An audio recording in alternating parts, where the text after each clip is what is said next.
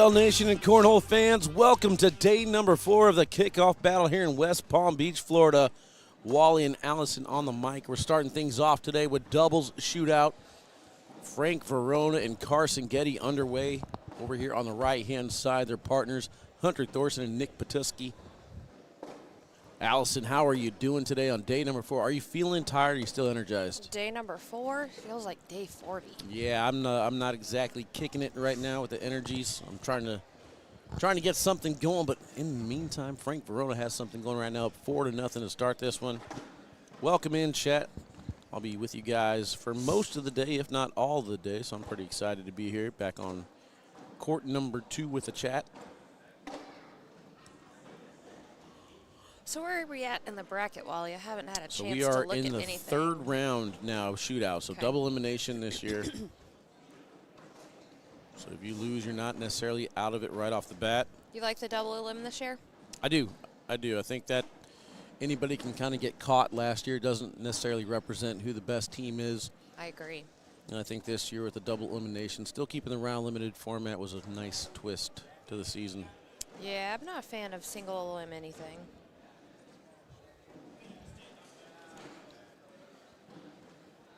Yeah, single elimination. Trey loves it. Trey absolutely loves single elimination because of the finality of it. Every bag matters, yada, yada, yada. I think it still matters here.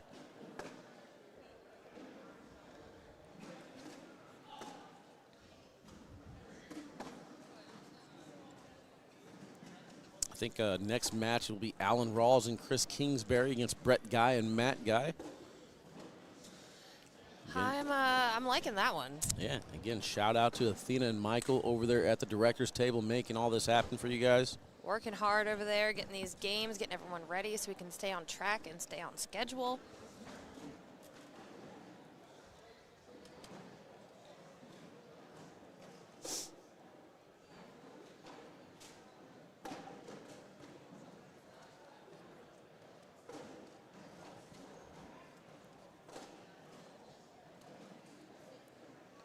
Before brackets in action, we'll go through the brackets whenever we take our first break.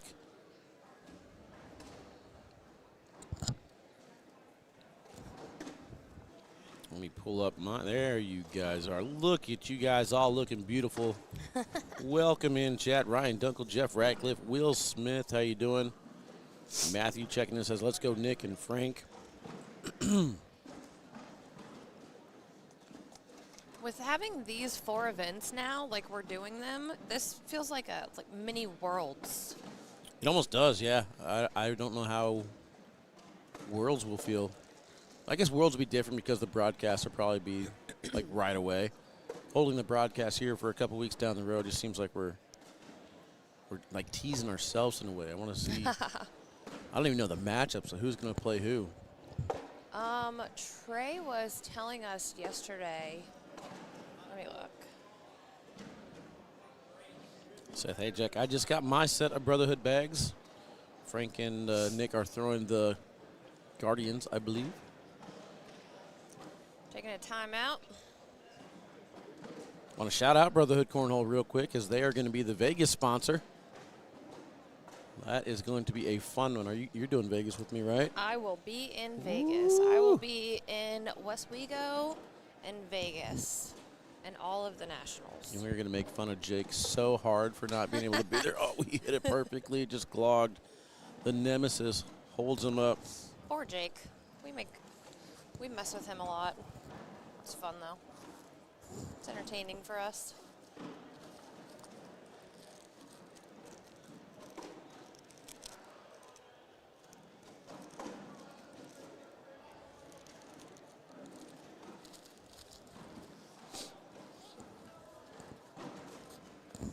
Let me see this. I got to shrink this down a little bit so I can see that scoreboard.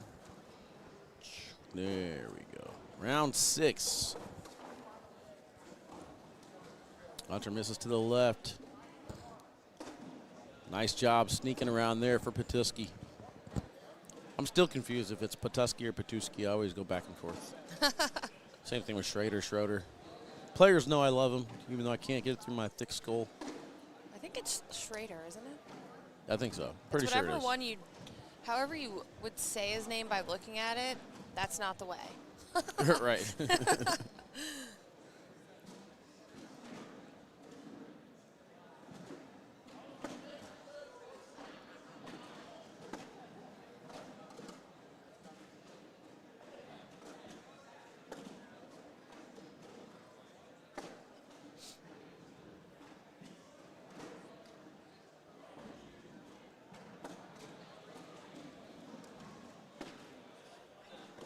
Oh, Carson gets the drip on the left side. He's looking to tie this thing up here, heading into round number 8. Final bag down the middle and in. Carson has indeed tied it up 6-6.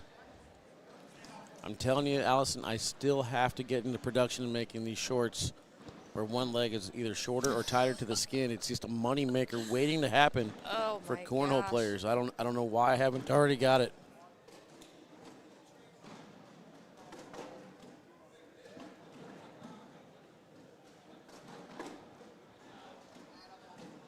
Thank you.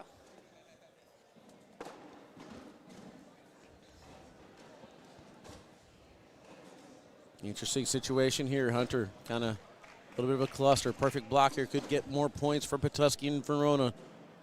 Airmail time for the lead. Can he drag them both? I don't know if he necessarily even wants to just yet. He gets the back one. Perfect shot. That's what you want to do. Baby steps, one at a time.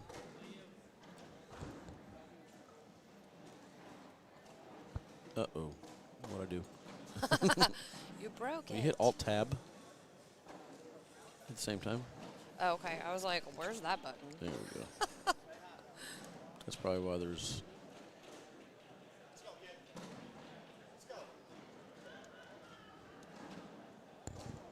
I'm just going to guess. I feel like this is where the replay should be. Both. I don't know if he necessarily even wants to just yet. He gets the back one. Perfect shot.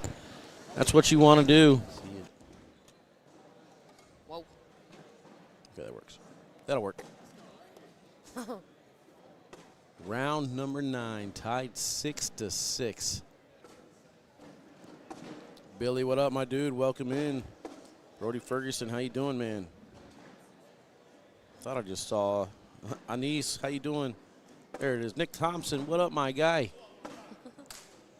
Verona falling apart at the worst time. This is his final shot of this game. Unless we go to overtime, he is in, but Carson is going to take the lead. Had a great run for Carson and Hunter Thorson yesterday. First time appearing in doubles deep into the bracket. That's what I like to see.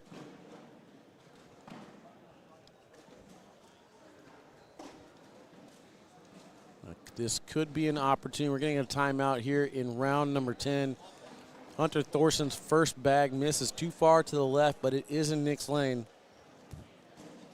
Carson walking down says, I love that. You're fine. I love that shot. Placement. Patuski does have a right to left motion on his shot, though. We'll see if that comes into play.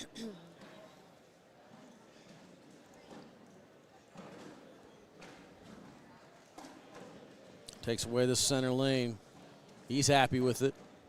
Someone said Frank looks like he's still half asleep. That's how I feel. It's because he's got his nighttime loafers on.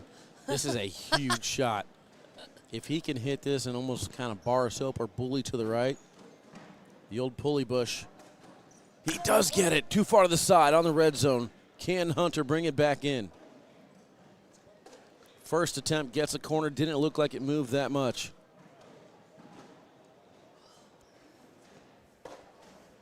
Oh, Nick is heating up. One bag left to try and force overtime and get the bags back to Frank Verona. Hunter goes in to at least guarantee the game will continue. This is in to force overtime, and it will go. Round 11, that's how we start the live feeds. I was going to say, what a start to the day. I know how to pick them, Allison. I am pretty much the best in the world at what I do. 10-10, round 11. Can't argue with that. Not this early in the morning, anyway. Even hit me with that a little later. I might even come if up I with could, something. I don't have the energy for it. Exactly.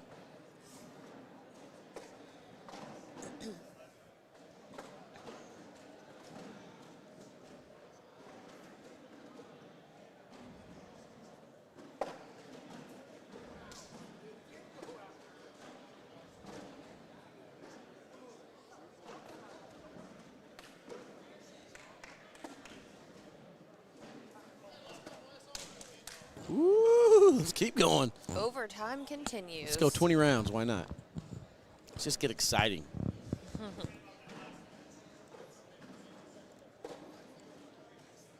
Patuski with first throw. And this could be the opportunity Hunter Thorson needs to rebound to win the game. Four-bagger for Hunter, takes it down. First one in. Now all he needs is 9. Second one in. Frank giving him the thumbs up to shoot the airmail. Oh, It no. was low in front of the board, or in front of the hole. It bounces off the board, and that'll do it. Hunter Thorson and Carson Getty hang on to win. Patuski and Verona heading over to the losers bracket. Chat, we are underway. When we come back, Matt Guy and Brett Guy will make their way to the court against Alan Rawls and Chris Kingsbury. We'll be back.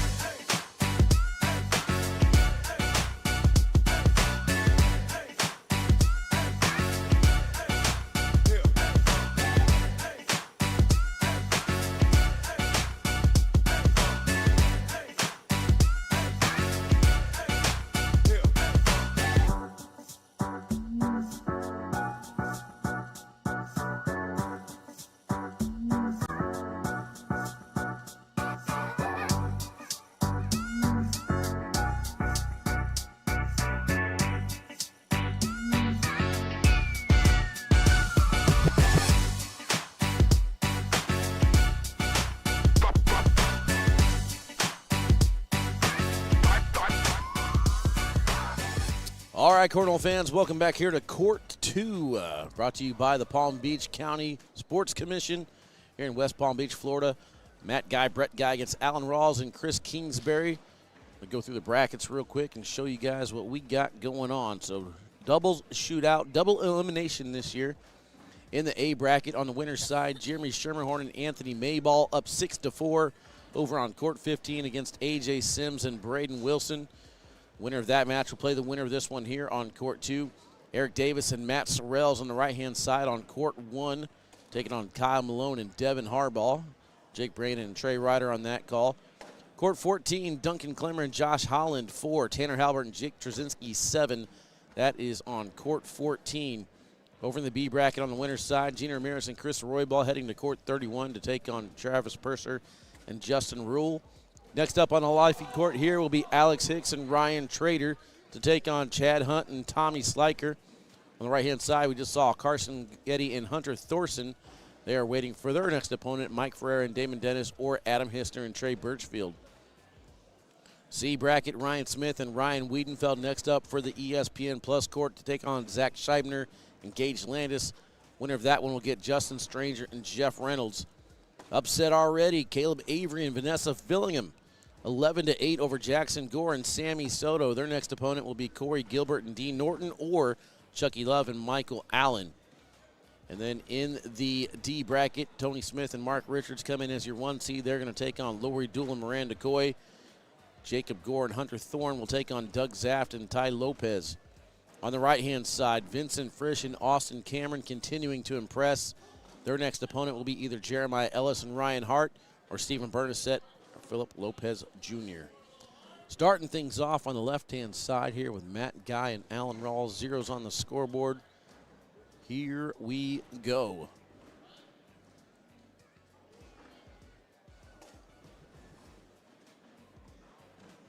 Expect some pretty high PPRs here. These guys just want to run bags and hopefully keep the mistakes down to a minimum.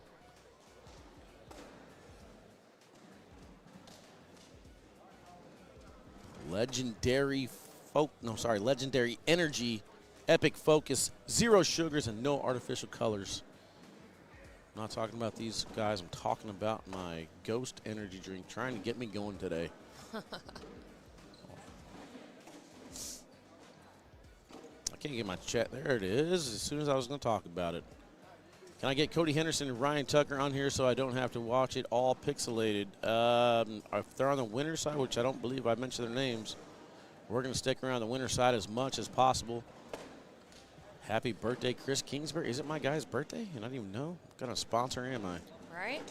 Terrible. In my defense, I have 13 kids, though. I have to keep track of all my kids' birthdays. Well, you're not doing a good job, Dad. I have my favorites. I'm going to talk to him after this, but happy birthday, dude, like I knew it the whole time. I'm going to talk to him also and ask him where my charger is. Uh-oh. Uh-oh, the chat just got more beautiful. What up, Alexis? Welcome in. It's not the same without you taking pictures of me at these tournaments. My personal photographer.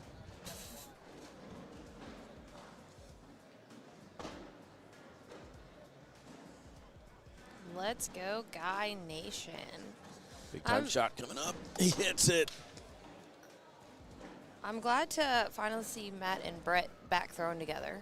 I like it better. Me not gonna too. lie. Matt Guy and Jimmy Graham was fun. It had all the flair that we needed, but there was just something about a father-son team that Not only awesome that, but the way that they feed off of each other and, you know. I mean, I love everything about it. I love their game. I love the way they excel. I love when they fail. Like, they're entertaining to watch no matter what. Sometimes I want to see how far of a distance Matt Guy gets on his backpack toss. It happens. But just the unspoken bond. They don't really even say words to each other sometimes. They just kind of look at each other like, and they know. They don't, you know, they could read full sentences from each other's eyes. Zane, yeah, the football has came into play this weekend. Big time. Saw it yesterday. Matt Stout got called out. Said he didn't even know what he was getting called out for. Lost his game because of it. Yeah, there was a bag on the board that had to get pulled off the board as a dead bag. That ended up being the 1 point that ends the game in doubles. Stauschenwagen going to be practicing not doing that at home later. I mean, the thing is, like, they've had plenty of time to know. I don't really know how you go this far into the season, but this is one of these things. Hey, we call it out. Hopefully it never happens again.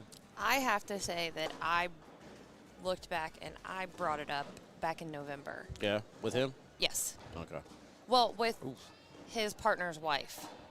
I got you. I was watching the live feed and I was like, hey, FYI, that's not going to fly. So you might want to talk to him about that. I don't know if she did. See if we can get a back block here for Kingsbury. A little bit deeper than he wanted to. Still waiting for that canine sponsor so I can travel with me. Let's go. Come on, Alexis, I got you. I just need you to pay for sure your way. Yeah, you fly here, I got you. I got you on something very cheap. I got you on Uber rides. How about that? See if we can hear what they're saying. Much too quiet. That helps, too. You can hear Brett. I can hear Brady's right in front of us. But not these two over here actually by the board mic.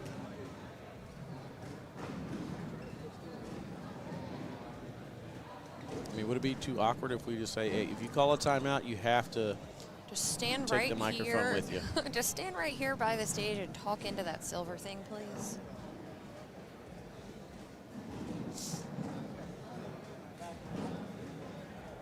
Taking a long look at this one. There.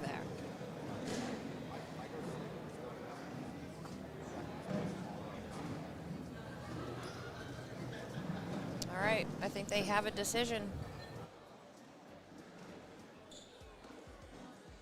All right, well, 2-2, here we go. Just step out and try and collect it.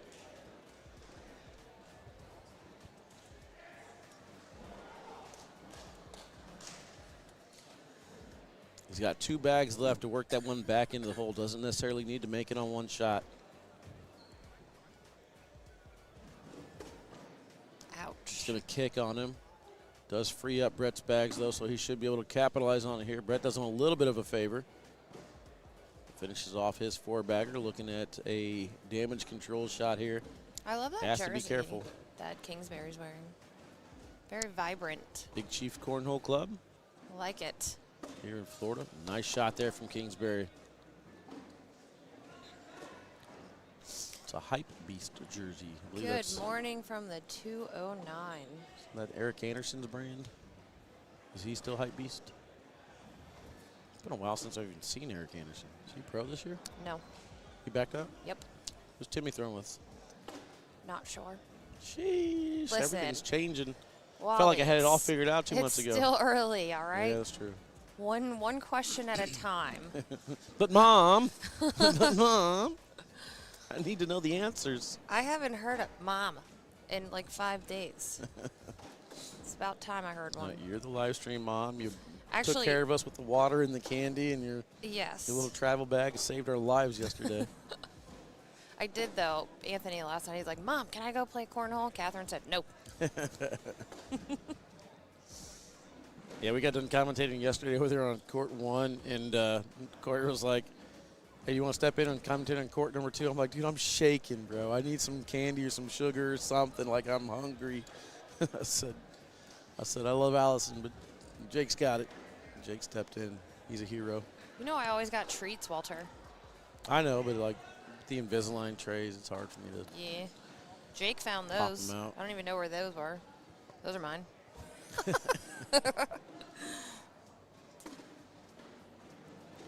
What's for breakfast? I don't know. Allison brought me something from Wawa. See what I mean? Shout out Take to care Wawa. of these guys out here. There's another one, Curtis. Happy birthday to Chris Kingsbury. Let's go, chat. Wish my man's a happy birthday here. Why has she got to call you Walter like that? We all call him Walter. The live stream calls him Walter just because it's funny. My name, it's fine. Walter P. Castler, the only Hispanic Walter I know. What's the P stand for? Paul. Paul. Paul. Wally Paul. I start calling you Walter P. Kessler. It's like The whole thing. Roscoe Pico train.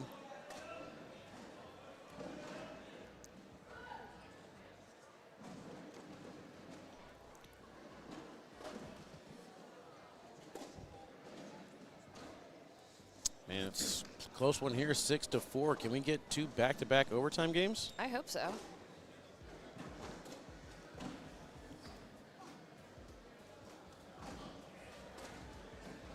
I got my eyeballs posted to this Vincent Frisch, Austin Cameron, possibly Jeremiah Ellis, Ryan Hart matchup. Stephen Bernstedt, Philip Lopez Jr. taking them on court 49. I feel like I need to refresh this. That's the team that put them out of the doubles bracket yesterday. Oh, really? Mm-hmm. A little revenge action. Little revenge action going on. All right, 6-4, round number 8. Going right to left. Who do we got next up here, Wally? Ryan Trader and Alex Hicks against Chad Whiteboy Hunt and Tommy Sliker. All right. I have to say, one of my new favorite players to watch is Light Skin. After yesterday, he is so entertaining. Yeah, I hung out with him last night at the pool bar and talking with him. He said, we're going to make some noise this year. I said, thank God. Clearly. I said, you and Dean, man, you're a team that I didn't think I wanted to watch. Well, not that way, but you're a team I didn't think I would love to watch as much as I did. Yeah. You guys are very entertaining. It was fun. The board mics picked him up wherever he was. Yeah, so we got these lapels, chat, you can put on your waist and stuff like that. Kind of mic the players up like we did, similar to CBS and ESPN. So if we get them working and figure out a process we're going to use, we're going to have them here on the table and be like, hey, man, do you want to play mic'd up? And if they agree to it, then it'd be super sweet for you guys. We're going to have a red button for might those have to have two, a right? Button. We're going to have a delay so we can.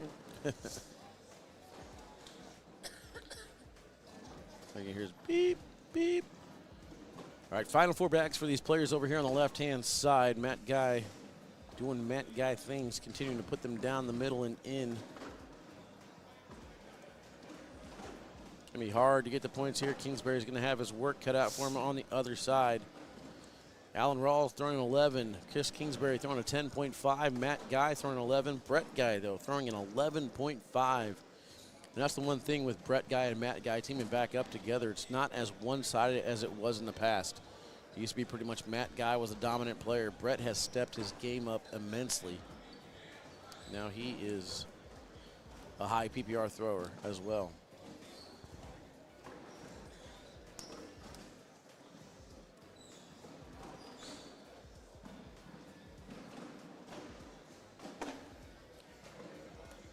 Hey, Dylan, what's up, brother?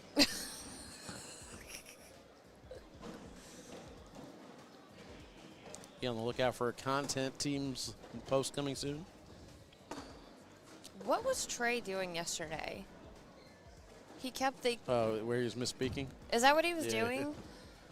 I rolled with it. Like I did it at first, and then I don't know if they were recording at that point, but I just played along. Like as a commentator.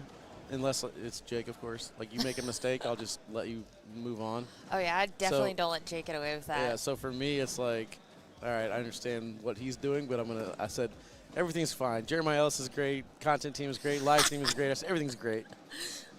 Oh, man, if he can collect this, we might have another overtime. We should be live on YouTube. Let's check it out. I got the notification for YouTube.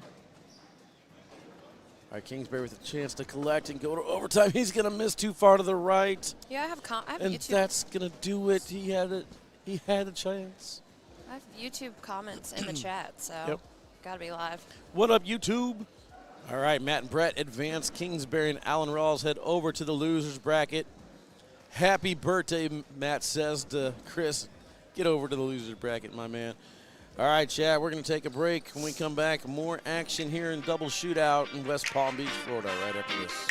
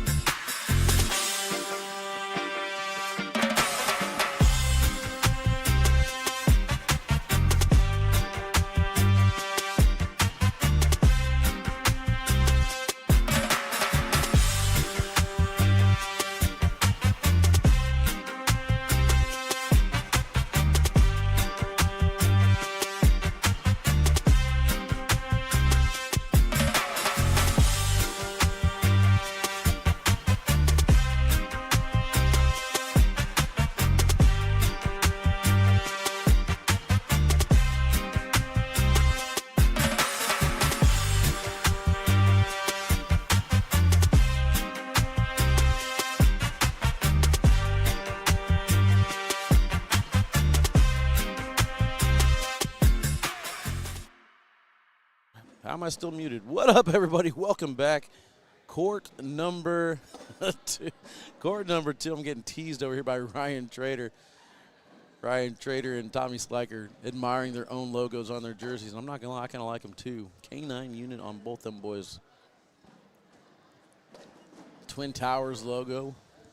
Tommy Sliker's just willing to support everybody. I love it. I was just getting ready to hit the button, and then I accidentally hit the button. I was like, Walter! I was like talking the whole time I was muted. My bad. Again, chat, show love to those that show love to us. Want to appreciate the sponsors. We got CornNutsBackyard.com, Miller's Ale House, Mike's Hard Lemonade, Bush's Best Beans, Seagram 7, and, of course, West Palm Beach, Florida would not be possible without the Palm Beach County Sports Commission. And Latham I'm loving it. loves talking about beans. Latham loves them, and he emphasizes the bees. Bush's, give me a can of Bush's baked beans. Just pop it open with my teeth. True like Popeye.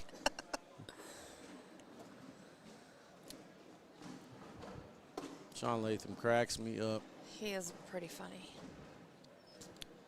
He's the new MC for these events. Got zeros on the scoreboard. Was that live or is this live? Either way. This is live right here, I believe. Starting off over here on the left-hand side. Let's do it. Next up on the live feeds will be Caleb Avery and Vanessa Fillingham against Corey Gilbert and Dean Norton. Winner of that one goes to the King seat match. Dustin in the chat says, let's go, Chad Whiteboy, Hunt and Tommy. No love, Sliker. Special player, special teams. Hello from New Hampshire. Hey, I'll see you soon, Al Castro. Canada. Maine.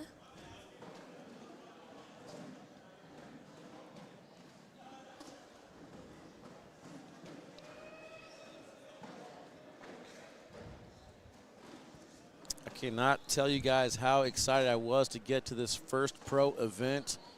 It has been exciting. The storylines that I'm taking away from this weekend is the rooks and the OGs. The rookie players are shining this weekend. The OGs are back.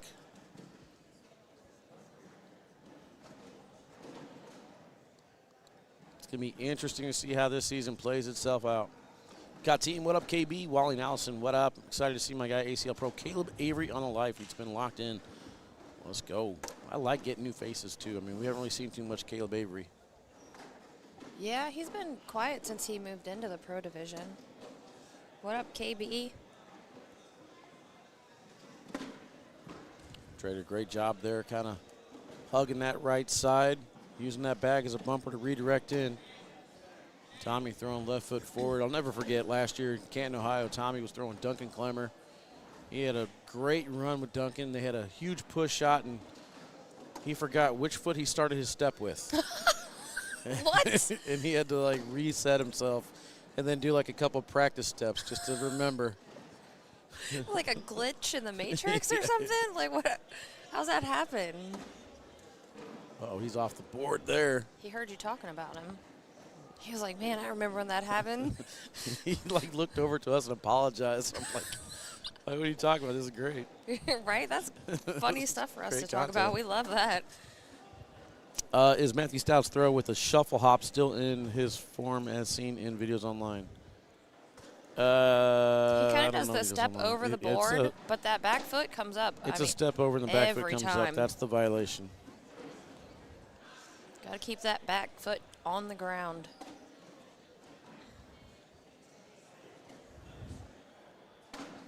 Alex Hicks and Ryan Trader had a pretty good run yesterday in doubles. They did have a nice little run. What, they finished 4th? I believe so, yeah. I was pretty happy with the way that my whole squad have performed this week, and I believe there's going to be a K9 unit logo on every broadcast in Westwego. That's all you can ask for. See if we could add it here for the shootout and doubles.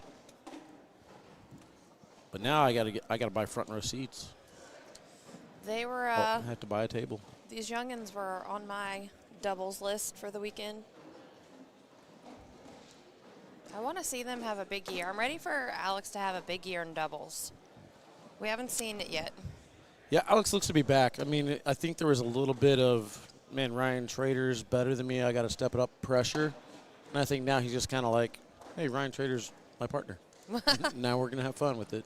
I expected big things out of him in Windsor, and we didn't really see. Yeah, I mean, I liked it. There was a certain respect level that Windsor had for Alex Hicks and the family that, you know, I think kind of in a way mellowed Ryan Windsor out a little bit, but it just, it always felt like it was kind of an uncomfortable leash. You know what I mean? Like, it's really hard to explain. I felt like Ryan was trying to be too much of a mentor instead of just a player. And not enough of Ryan. Yeah, just be a little bit more Ryan and just have fun. And I think that even though they enjoyed each other's company, I believe Ryan drafted Alex Hicks on the Mays, but I just felt like Ryan was just not himself last year.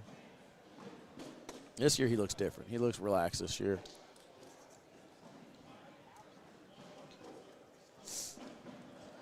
Eight nothing start here for Hicks Trader, round number 5.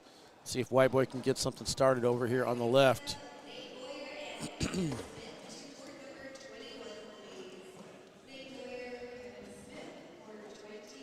Brandy says new Alex Hicks ACL Pro ain't went nowhere.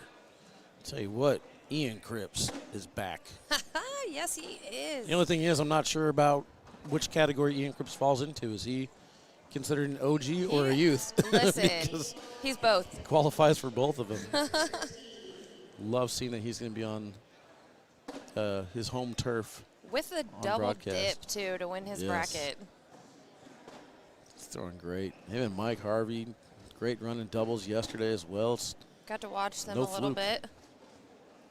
Harvey loves playing with the younger kids, you know, with a coaching background coming out of Harvey. Yeah. There's less drama that way, too. Facts.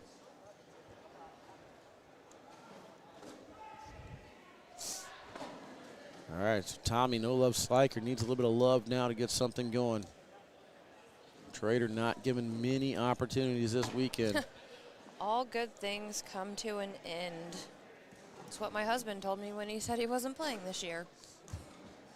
That's probably the saddest news I heard all weekend. I was like, wait, where's James? Yeah, it's pretty sad for me, too. Travel buddy's not here anymore. That's all right. Him and Jordan Langworthy come back. Big splash down the road. Were you on the live feed yesterday when I said that? No.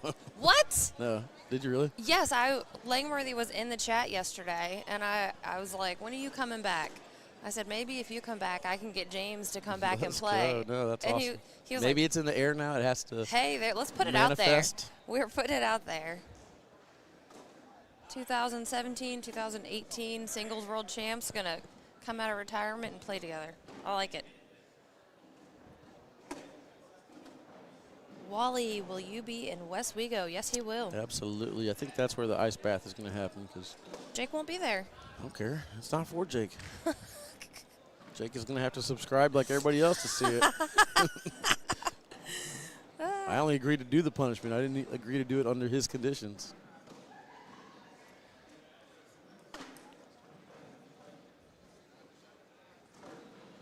Ten to nothing. This block here from Chad.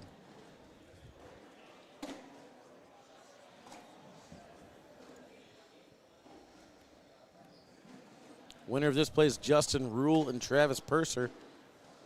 Alex Hicks throwing an 8.67. Ryan Trey with a 10.67. Chad with an 8.67, and Tommy struggling a little bit down with a 7.33. Although it looks like Chad is going to bleed a couple more points here, never mind. This is in just to wash out the round, though. Got to capitalize on these 10 points rounds from Alex. And that's not going to do it. Airmail went for the collect. Right strategy, just missed too far to the left. Off it goes, 13 to nothing now. He looked at the score and he was like, yeah, I don't know what I'm going to do about that. Round number 8. He's got to bully or get a little side-by-side here, make a more difficult shot. That's what makes Ryan Trader so dangerous, because if you go with a side-by-side, which is probably the shot to do, he can roll over it. At this point, he might need to hope that Ryan will throw with his eyes closed.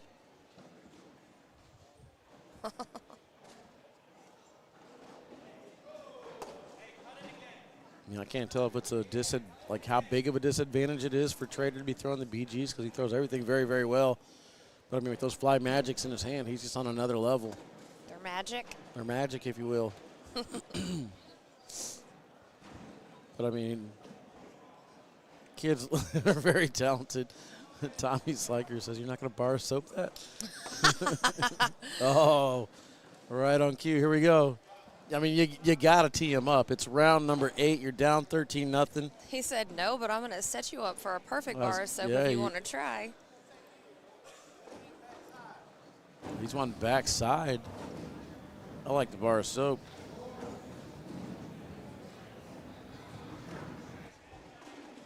Ryan's like, he's not going to go for the bar of soap? They're going to take a timeout. Ryan's going to talk him into shooting the bar of soap attempt.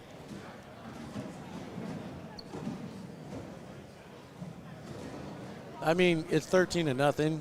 You only got 3 rounds. If you hit the bar of soap, you get 5. That's a big chunk. Not only that, but it'd be really cool. I mean, at some point you got to have fun too. Yeah, you're wanting to play and be serious. But yeah, just take the risk. Mike Frere and Damon Dennis underway on court 1 against Carson Getty and Hunter Thorson. Carson and Hunter in the lead there, 4-1.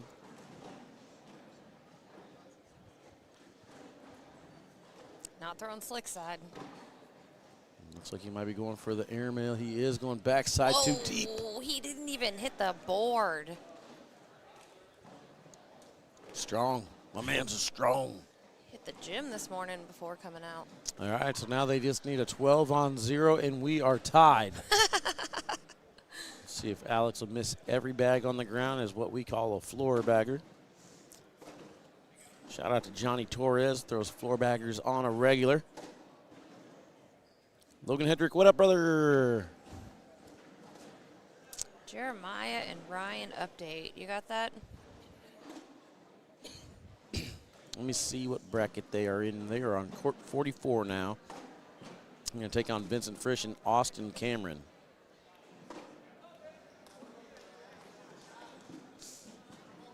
That a winner bracket game? That is a winner bracket game. The winner of that one goes to the King's seat to take on either Jacob Gore, Hunter Thorne, Lori Dool, Miranda Coy, or Tony Smith and Mark Richards. So Austin Lori Dool and Miranda Coy in the lead 7-6 over Mark and Tony. Austin and Vincent got their revenge on Bernasette and Lopez for putting them out of the bracket yesterday. Oh, no. So Vincent and Austin would have played Bernasette and Lopez if Ellis and Hart would have lost. Gotcha. Yeah. I don't know, chat. What do you guys want to see that match? Would you guys want to see Jacob Gore and Hunter Thorne versus Jeremiah Ellis and Ryan? I mean, sounds kind of boring to me. I'll let you guys decide, though. You know, keep it a family-friendly show, family-friendly. Make sure you guys let me know what you think in the chat without being too aggressive. I know how you guys get. There's a backside airmail. That's what we needed last round. Now Trader off the back of the board. He turns around, looks at the scoreboard. He's like, that's game. No between the leg airmail there for Trader. Just goes in. Tommy Sliker with 1,000,000 feet in the air. Airmail almost hits it. He hit the board that time at least. He hit the board that time at least. It's all about the small victories in life. Speaking of a small victory, we're going to get back here in a little bit with Caleb Avery and Vanessa Fillingham when we come back.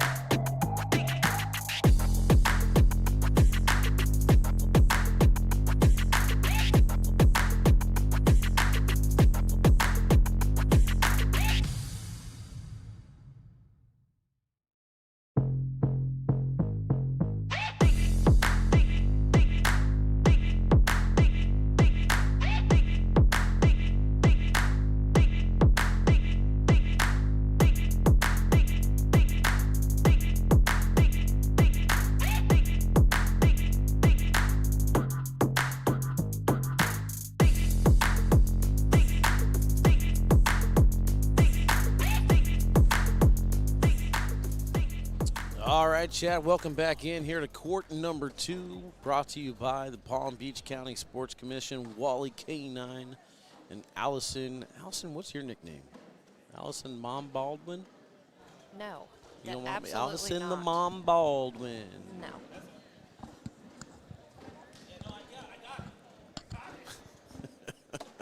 Oh. Vanessa teasing Dean. I don't think this is live. I don't see zeros on there yet. No, they're not live. That would have been a great way to start. All right, let's go through brackets real quick. Left on the winner's side, A.J. Sims and Braden Wilson next on court number 1. That's going to be on ESPN Plus against Brett Guy and Matt Guy. Kyle Malone and Devin Harbaugh on the right-hand side of the bracket, taking on Tanner Halbert and Jake Trzynski on court 3. Justin Rule and Travis Purser are going to take on Alex Hicks and Ryan Trader to get to the king seat. In bracket B, they're going to take on either Mike Ferreira and Damon Dennis or Carson Getty and Hunter Thorson. Carson and Hunter in the lead there, 6-3. Zach Scheibner and Gage Landis on court 72 against Justin Stranger and Jeff Reynolds. Winner of that one will play the winner of this one here for the C bracket king seat. And then Tony Smith and Mark Richards come back to defeat Lori and Miranda. They are going to take on Jacob Gore and Hunter Thorne next here on our court. Jeremiah Ellis and Ryan Hart on the other side of the bracket, taking on Vincent Frisch and Austin Cameron.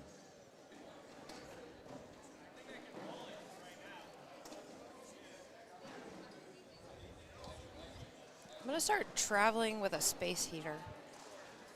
So cold in here. Yeah, I was talking to Connie and Allison and Scotty this morning. I was like, I got to start bringing outside clothes and then venue clothes. I'm always kind of hot outside, cold inside, and need to have a backup in my backpack just in case. When do you have time to go outside? I feel like we're at the venue from Usually 8 like the a.m. morning. I mean, you know, to 8 or 10 p.m. Yeah, I guess I wouldn't be wearing a hoodie that much, but it's summertime, man. I'm ready for Bring it. out my flippy floppies. Actually, I'm mad. I lost my flippy floppies. Uh-oh. Whoopsie. Front of the board action for light skin.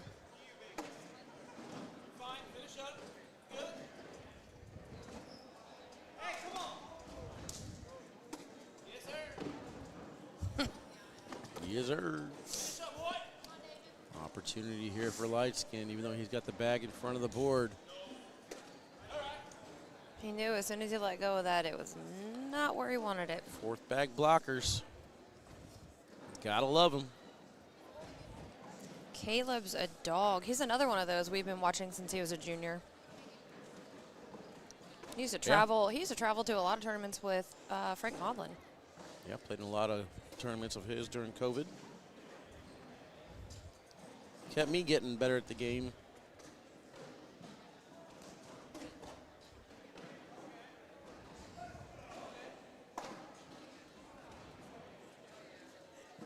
Misses his landing spot there, and it's going to give Dean an opportunity here to add points. Perfect replace game right now. Sticky side down, just enough speed. See if we get a cut around here. Nice. Nicely done. Dean Norton feeling it right now. Caleb in for damage control, gets the collect on the other side. Let's take a look at the shot one more time here for Dean. Perfect landing spot. Getting that right to the done. Position. Well done, Dean. 3-0. Dean. Poke. I've always had Dean Norton and Corey Lightskin Gilbert in my top 5. I don't know what they're talking about. Oh, no. That's what I love about players. They'll let you know when you don't have them in your list. I was like, hold on a second. So you guys see my list, but you don't comment on it? You don't like it? You don't share it? Like, not if they're not on it. Like, you guys see what I see. You know what I mean? Like, you guys see that my bracket list is out and you're not on it. I see that you're not sharing it or liking it. So, yeah. Give me a little love. I'll give you a little love. We don't support each other. That's what we got going on here. Let's change that. Is there audio on the replay? Is that what you guys are trying to say? Jake had audio on yesterday.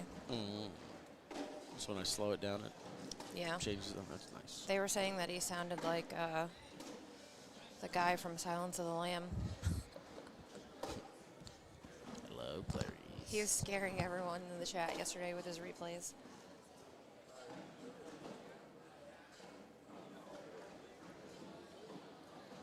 Only 100 messages today, chat. Come on, let's get that number up. I seen that What's a up long with time YouTube? ago. Is there no YouTube chat? Yeah, There's that's like, YouTube there's right like there, isn't two it? of you guys talking on YouTube. Oh, you guys wanna maybe let's see if we can hear.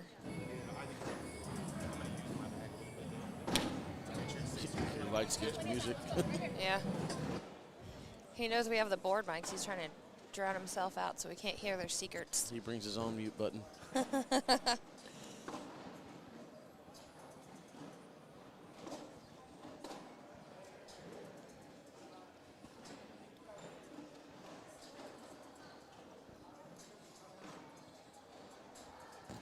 Tanner Halbert and Trzynski in the lead, 9-6 over Malone and Hardball.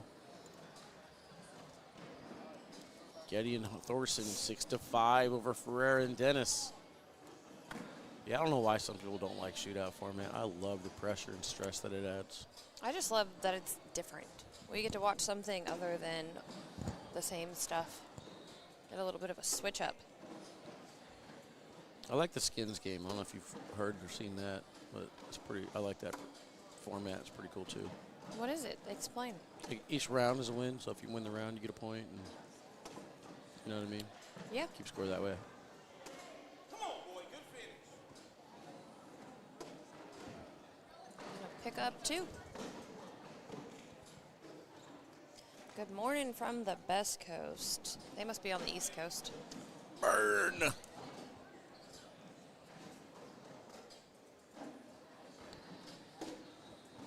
Jennifer, what's up? Welcome in.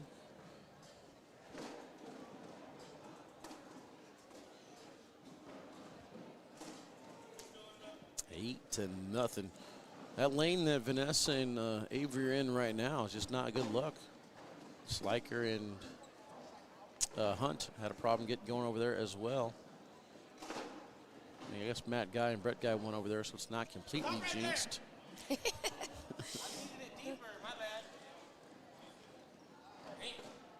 Corey yelling, stop right there. The bag stops in its tracks. Dean was like, I wanted to go a little bit deeper, and it doesn't matter as long as it works. Avery's airmail off the back of the board. 13 to 0. Round number 7.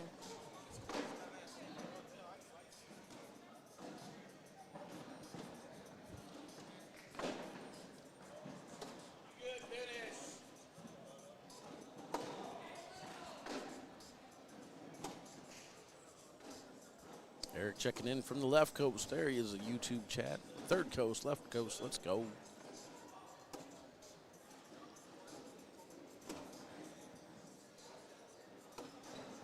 Vanessa stops short on bag number 4. She's not happy about it. Now you can do it.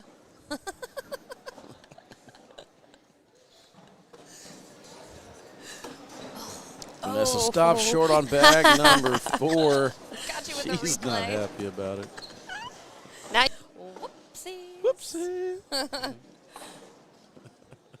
She's going to get a fine now because you replayed it. I will find you. She's had a fly land on her fingers. She's going to flick it off of there.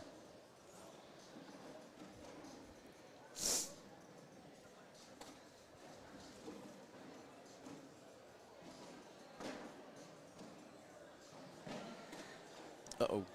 Here we go. Opportunity. Round number 8.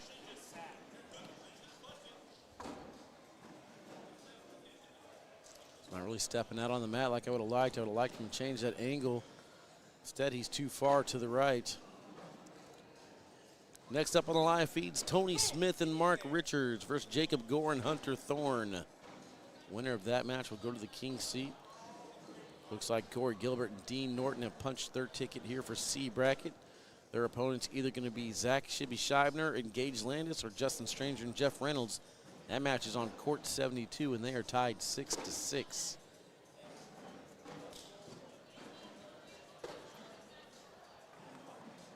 $15-0. Vanessa says we just need Corey to throw all his bags on the floor. That one almost went there.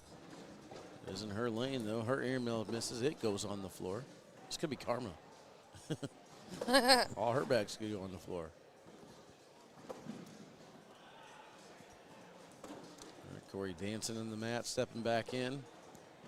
Just driving through it. They pretty much got this one in hand. Just a matter of formalities now, throwing the final few shots. Get this one over. Head on to the next one. Again, they're not out of it yet. It is double elimination. Last round. Corey says, you just need 16, Caleb.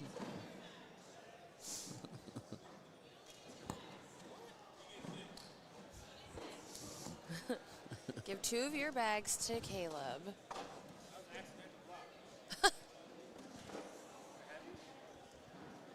All airmail. All airmail.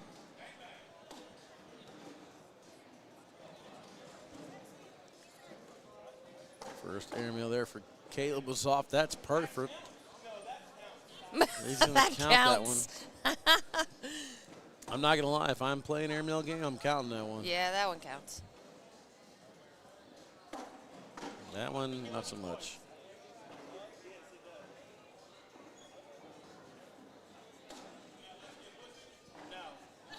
You got a light skin pushing me? He said no. I do it all the time. Oh, you suck. And one to end on a high. Left-handed, no, not going to happen. All right, chat. That's it for this one. When we come back, another matchup is set between some bangers. Tony Smith, Mark Richards, Jacob Gore, Hunter Thorne.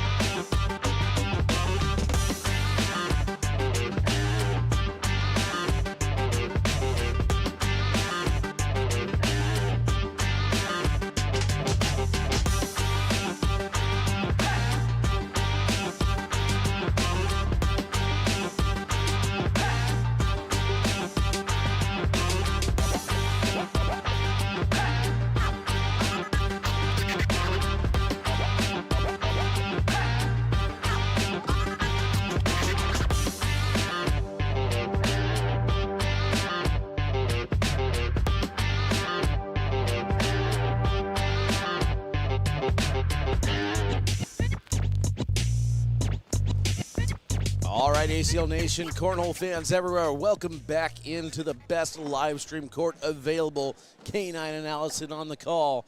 Brought to you by Seagram 7, Bush's Best Beans, Mike's Hard Lemonade, Backyard.com, Miller Ale House, Corn Nuts, and Palm Beach County Sports Commission. Tony Smith, Mark Richards versus Jacob Gore and Hunter Thorne. Chat, who do you guys have? Let it be known. I want to hear you guys place your votes right now.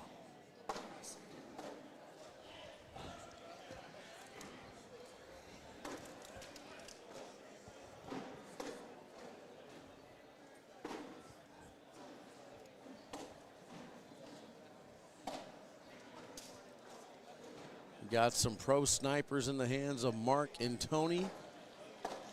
And then it's kind of hard to see, but I believe these are Wizard L's for Hunter and Jacob. I see zeros on the scoreboard. There's the spin. Looks like Hunter's going to win it. Here we go. Right to left. Starting things off. Hunter Thorne, first bag down the middle and in. Tony Smith does the same thing on the other side. I expect to see a lot of that this game. Let's go to the chat real quick. Dustin says Jake and Hunter. Tony and Mark for Scott. Richards for Dale. Heather says this is a tough one. Mark and Tony for Ethan. Tony and Mark 12-8, Barry says. A lot of scoring he thinks here in these 10 rounds. Big Tony and Mark for Heather. This is the first time I've got to watch Hunter and Jake this weekend. Hunter a couple bags out of play there. Tony's going to make him pay. I haven't had him on my court at all yet. He did very, very well yesterday. Came a little bit short. I believe lost to Hunter Thorson and Carson Getty in the match to go to the King seat. So just goes to show you how well Hunter and Carson are thrown together.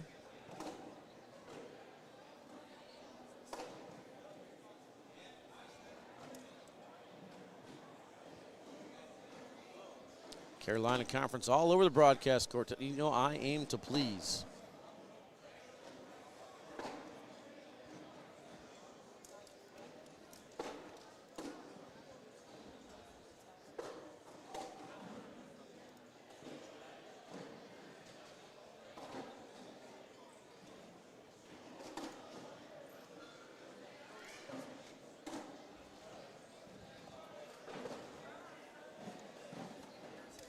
Next up here on the live feed court will be Carson Getty and Hunter Thorson to take on Alex Hicks and Ryan Trader.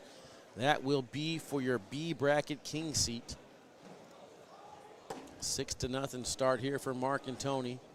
They punched their ticket yesterday in doubles. Tony Smith already doing double broadcast duty in Westwego, looking for triple.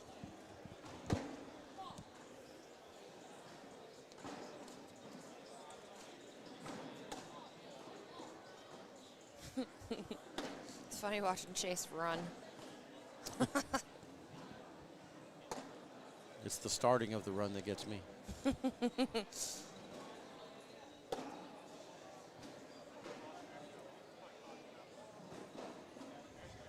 Hunter trying to put a little bit of finesse on it. He misses too far to the right, letting Tony off the hook. It's going to be 6-3. Could have been more. Vincent Frisch and Austin Cameron take down Jeremiah Ellis and Ryan Hart. Yikes. So Vincent Frisch and Austin Cameron will take on the winner of this one here. Uh-huh. Corey said when he saw my pick with those two, he was like, what? Who are they? Corey did? Yeah. Well, he knows Vincent because he's from that's, his area. That's California crime right there. But he didn't know Austin.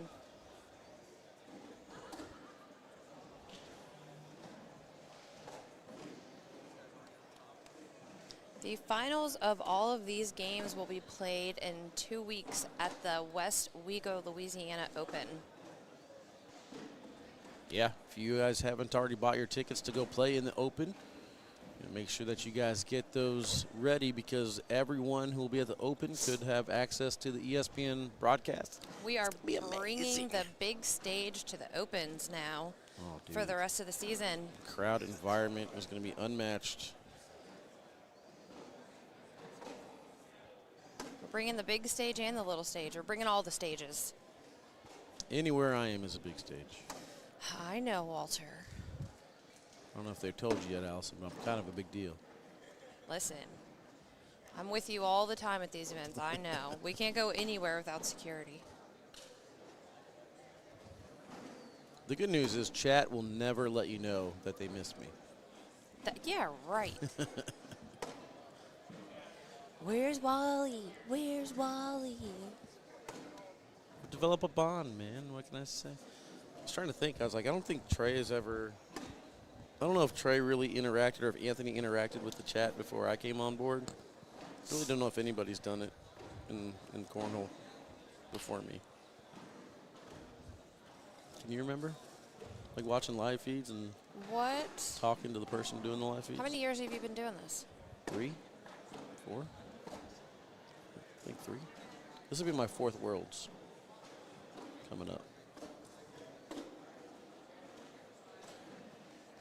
The first year that I started doing the live streams at the Nationals, you weren't doing the Nationals, right?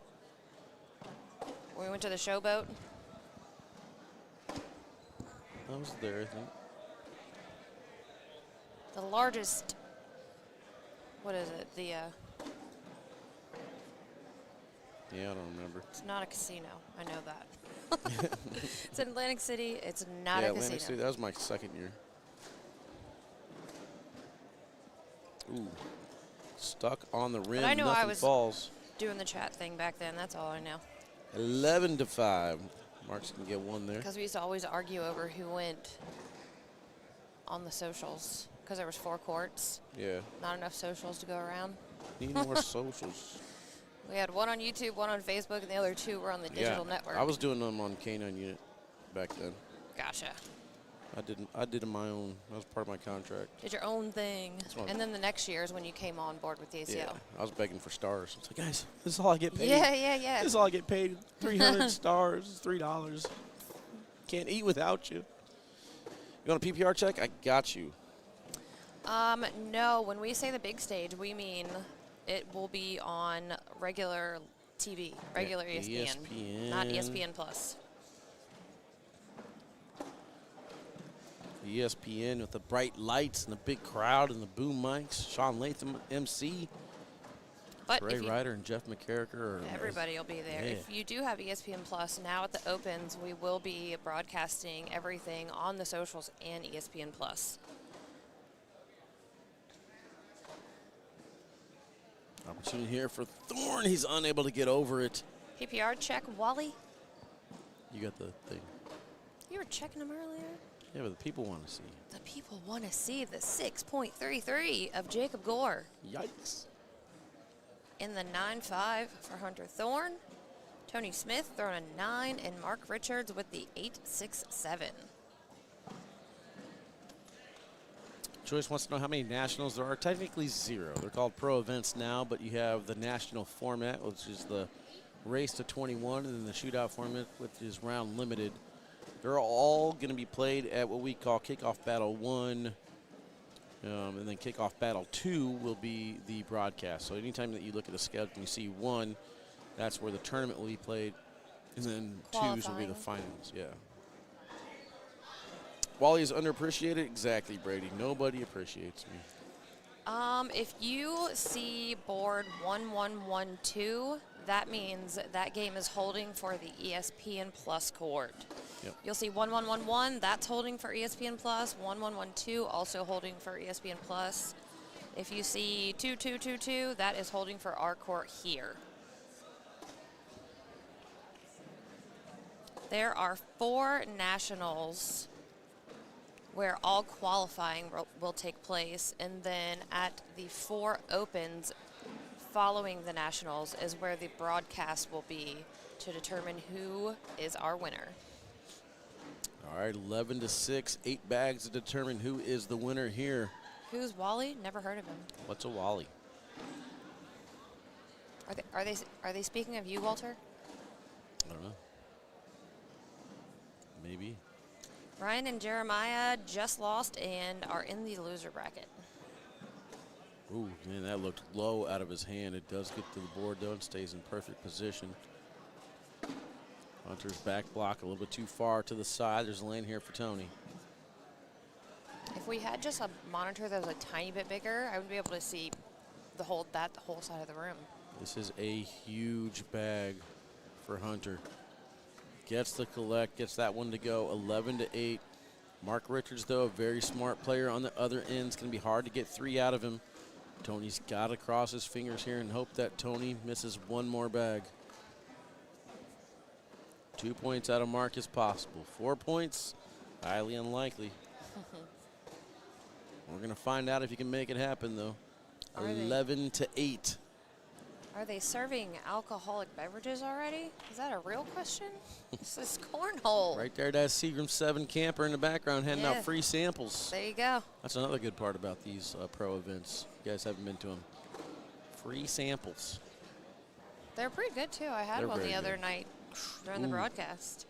Thought that was going to get hung up, but it does go in.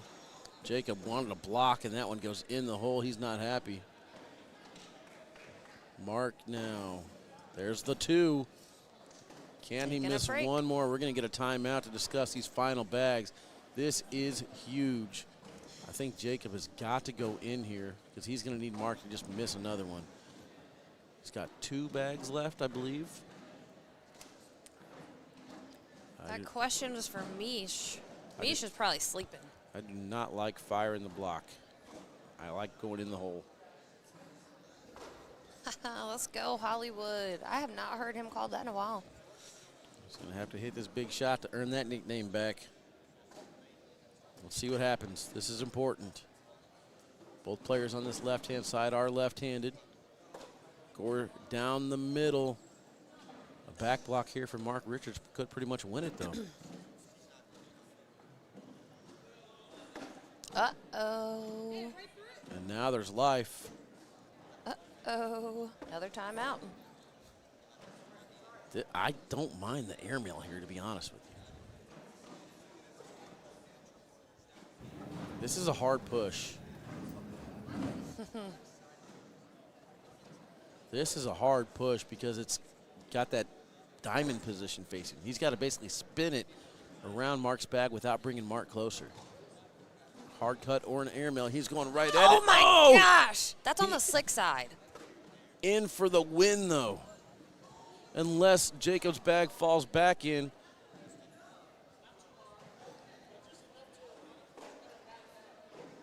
Tony saying just go in. Not too hard, though. Just enough to make him go back off of the red zone. Is it going to fall as soon as Mark hits the board? We'll find out. If it does, it's a win for Hunter. That is a perfect executed shot. Man. Jacob Gore very close to getting that push to win. Tony Smith, Mark Richards take that one down. Hunter Thorne and Jake Gore headed to the loser bracket. When we come back, we got our first King Seat match of the morning. See you in a few.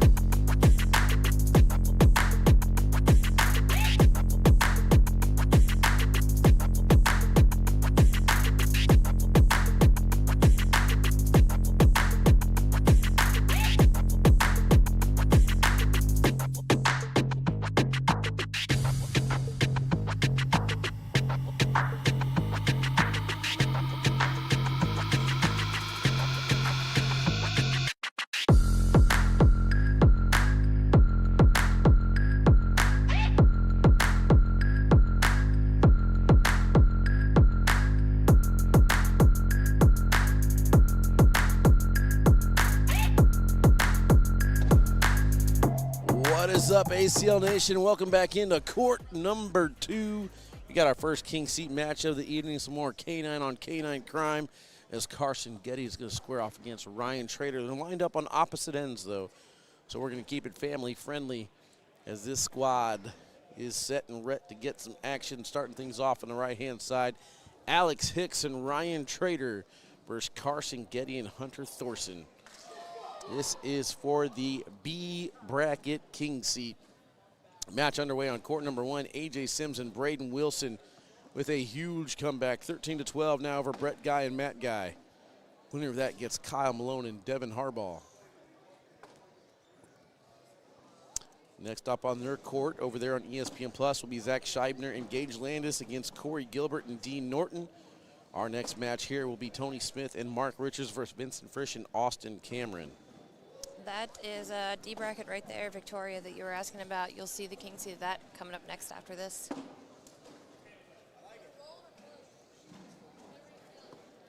Before we get too far into this one, let's go through everybody that is left alive in the B bracket. This is, again, doubles shootout format, double elimination. Alex Hicks, Ryan Trader, Carson Getty, Hunter Thorson battling out here for the King Seat. On the losers bracket, Derek Holland and Alex Rawls up 9-2 over Gina Ramirez and Chris Roybal. Winner of that match gets Mike Ferreira and Damon Dennis. On the other side of the bracket, Adam Hissner and Trey Birchfield.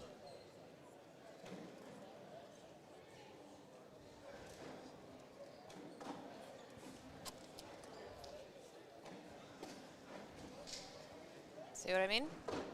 Stealing snacks. But Mom, Jake took my snacks. I was eating those first. dang it, Tina. You see my chapstick? That's right. I got that too right here.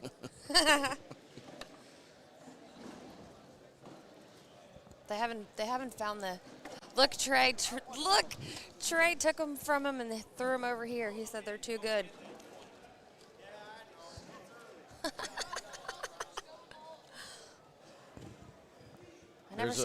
never seen those before. I wanted to try them out. Apparently, they're really good. Wow, A.J. Sims and Braden Wilson come back to take the win. There was a moment during the break where I stepped over there and watched their match. Brett Guy had a ill-advised airmail. Braden Wilson had a bag in front of the hole. It was the final bag in the round. Brett Guy went up top for the airmail, missed it. Braden Wilson hit a huge push to get 5 points to get them back in the game. They end up losing by 1. Matt Guy cannot be happy about that.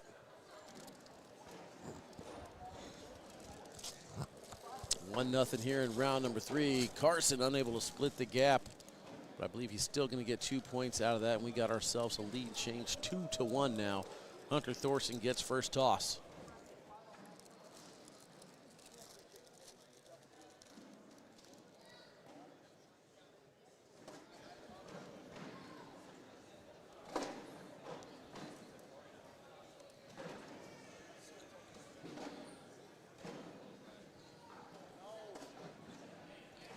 Hunter too far to the side. Let's see if Trader can bring that back up. He is going slick side down. Tells me he's going after. We got a little regrip. Did not step over the line, so no timeout issued. He said roll or push first, so he's switching it over. Perfect. Nice job. Good adjustment. How about that? Regrouping not only physically but mentally.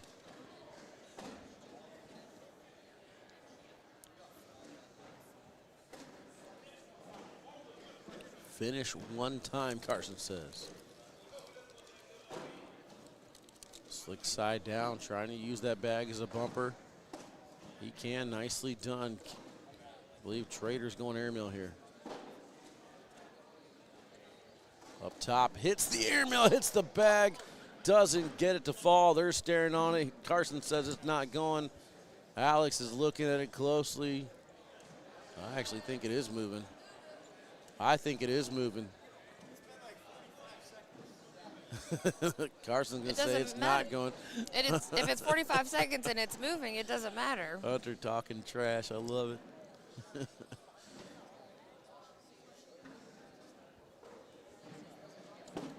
If a bag is moving, you got to let it move.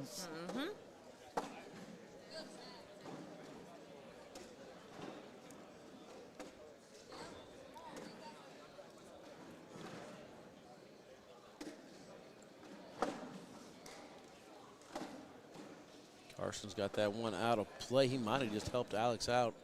Alex looks like he's going to continue to try and go around it. So far, so good.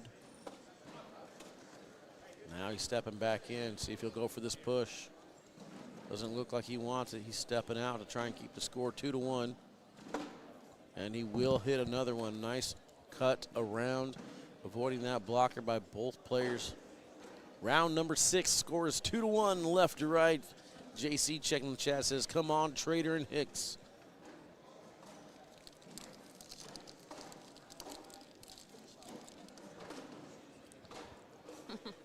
Low scoring game here, but it doesn't matter. Round limited format, sometimes 2-1 could be it.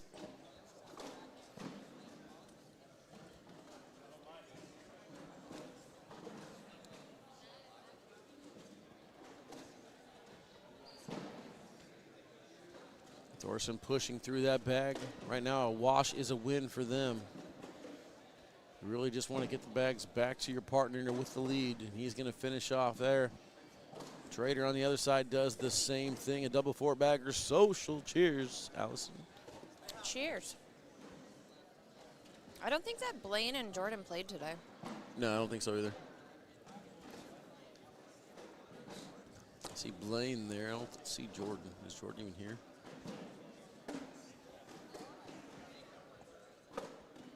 Their match, I believe, got forfeited this morning. So that would tell me one of them's not here.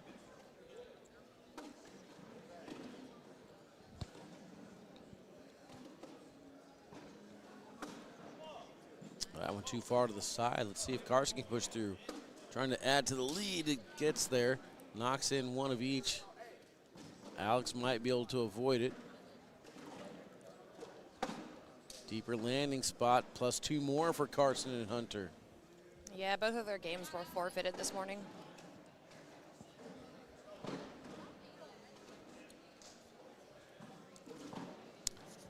Jack Barron's checking in the chat. Carson and Hunter, let's go.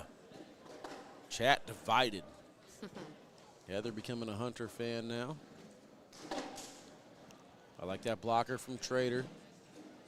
Again, Hunter doesn't have to do anything crazy, but let's see if he chooses to. He tried sneaking around in the left to right movement, didn't get it to go. There's 3 bags here for Trader. I like him going after this now to try and move it up the board.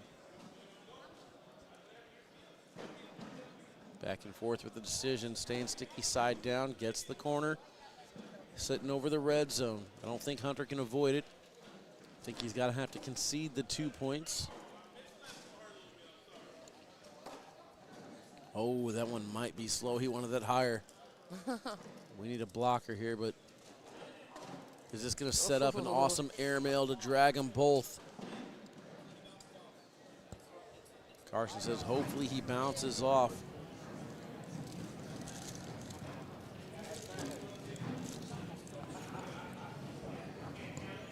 Ryan says, I'm shooting it. Get ready, chat. This shot right here could give us a lead change heading into round number 9. 9 bags remain. Ryan Trader, bag in hand, sticky side down. Up top, lands on the pile. That's going to be a 9-on-8.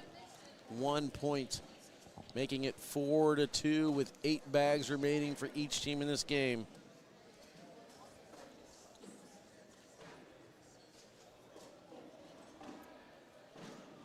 Alex Hicks, first shot on the edge of the red zone, not necessarily out of play yet. Carson blocks behind it, though. Oh, another one too far to the right. Carson's got to slow down a little bit. He does like to fire rapidly. Side rail from Hicks.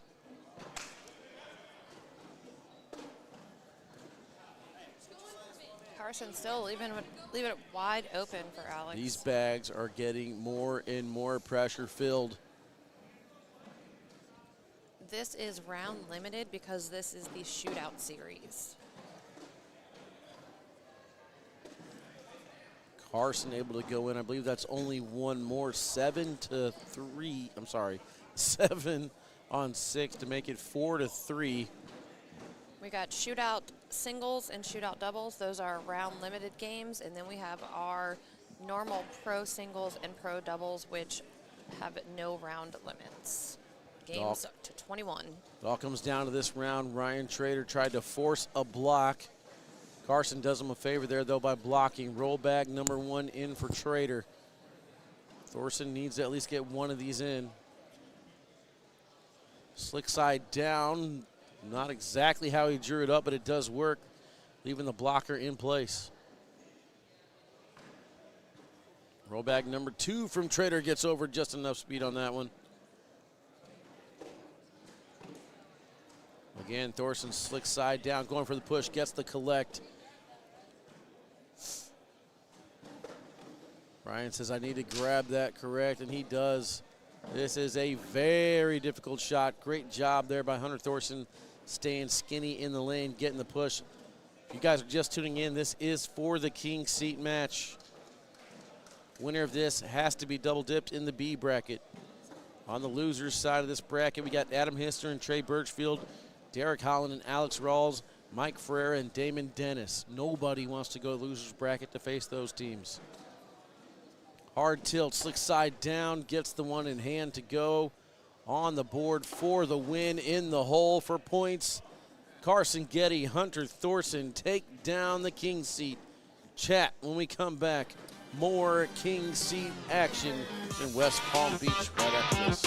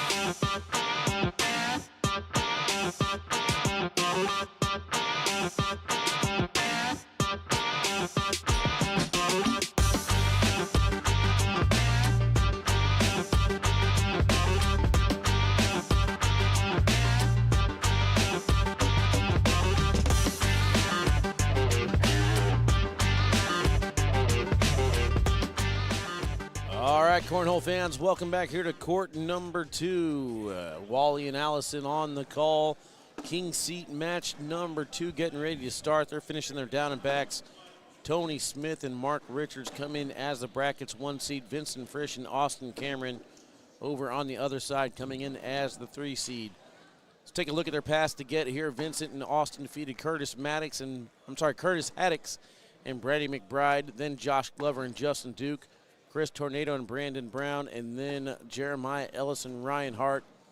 Over on the other side, Tony Smith and Mark Richards defeating Spencer Fabinar and Tony Forbes, Dylan Turpin and Cameron Kingfisher after that, Lori Dool and Miranda Coy, and then Jacob Gore and Hunter Thorne to get to this point. On the losers bracket of this match, Josh Glover, Justin Duke, Jeremiah Ellis, Ryan Hart, Justin Burton Jr., and Logan Chamberlain. Justin Burton Jr. and Logan Chamberlain defeated Jacob Gore and Hunter Thorne in round-limited format with a final score of 30-6, Alice. Oh my, what round? That is not good. That was in round 10. Oh, wow. That's crazy. Sounds like maybe they didn't have a chance on that last round and we're just messing around. Sailed it in. All right, looks like we're switching to the right-hand side to start this one out. Austin Cameron lining up against Tony Smith.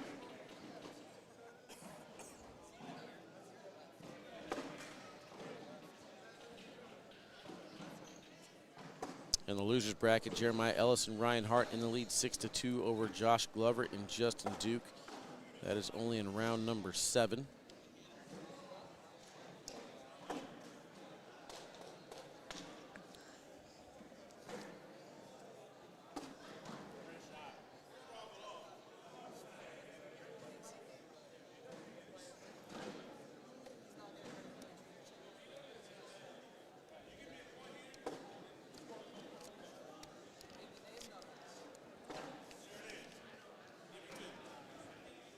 Decision time early, round number 1. Vincent looking long and hard at it, trying to figure out if it's going to fall.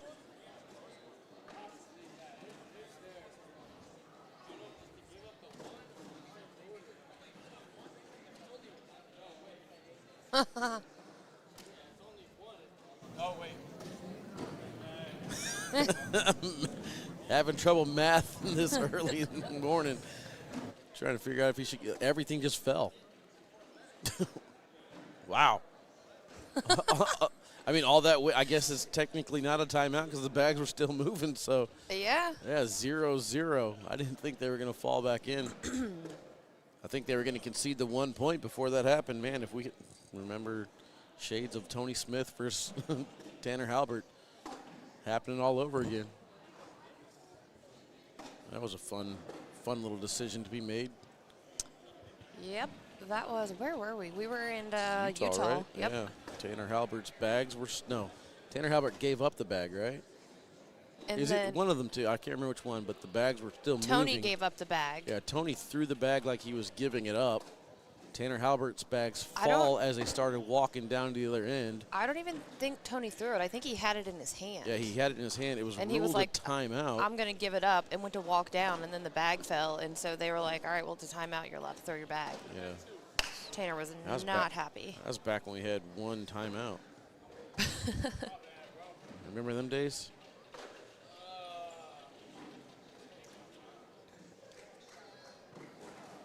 Any new names made a good run? You're looking at two of them right here. Yeah. Austin Cameron and Vincent Frisch. Yeah, and then Hunter Thorson has the king's seat along with Carson Getty in their bracket. One of my teams for the weekend that I picked right here, and Vincent and Austin to watch. Turns out, picked a pretty good one.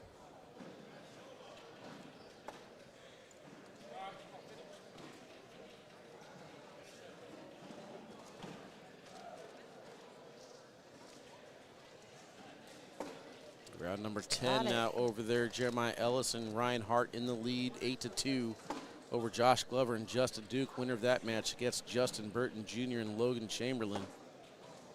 I believe that's what we're going to bring you guys next.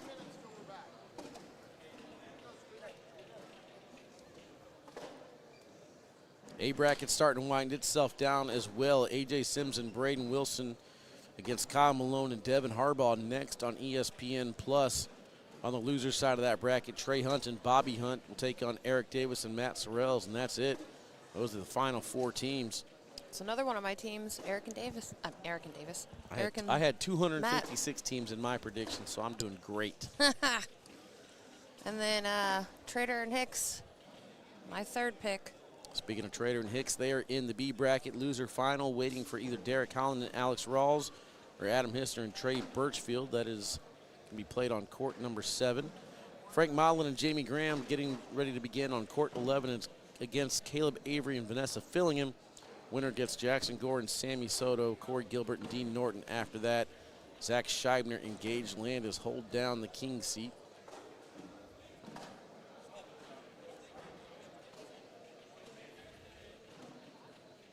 So you think it's just beginner's luck that 3 of my singles picks all won their bracket, and now all 3 of my doubles teams are still in it fighting? Beginner's luck, or am I just that good, Wally? I think you're finally getting good at this.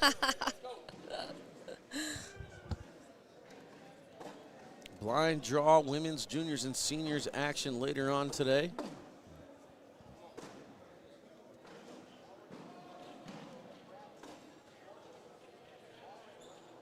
Three to 2 here, round 5. Nice job hopping over that and going to the right. That was impressive. Good push up to the pile there from Austin and Vincent. You know, they don't really get too many times to throw together, with Austin Cameron living over here on the East Coast. Then Vincent Frisch living as far west as you can go, so new to see them make their way to the court.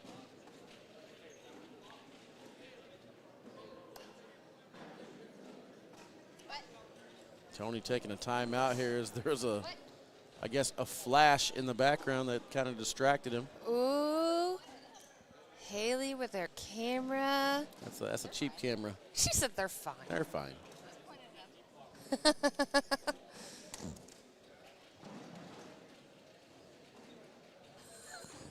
right, so Tony trying to regroup and get resituated here.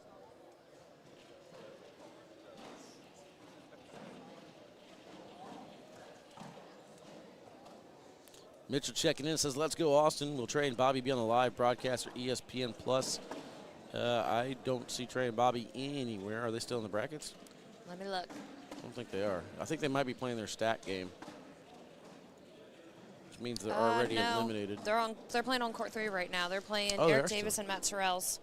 Okay. So that is not going to be on that game will not be on the live stream. But if they win, then there is a possibility. Yep, 4-3 Austin, and Vincent now take the lead. Shout out to Bittersweet Baggers. No, we don't do shout-outs. Sorry. Andy Wakefield? I live in Wakefield. Sorry, Bittersweet Baggers, no shout-outs for you.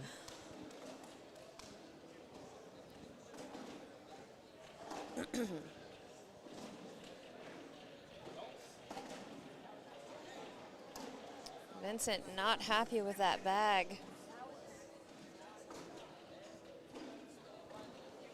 We might end up just playing out the rest of this D bracket here. So these will be the 4 teams that we watched down the stretch: Ellis and Hart, Burton Jr. and Logan. Do you know what time we're supposed to start the live feeds off the top of your head for the blind draw? What time does the blind draw start? 1 million. At 1 million o'clock? 1 million p.m. Let's see. Oh, I'm looking at Verona show. That's not what we're supposed to look at. 2 p.m., so probably 2:30-ish, 3 o'clock. Mark just goes in with the final shot, so a couple more points there for Austin and Vincent. Vincent getting animated now, telling Austin, let's go right down the middle. Come on.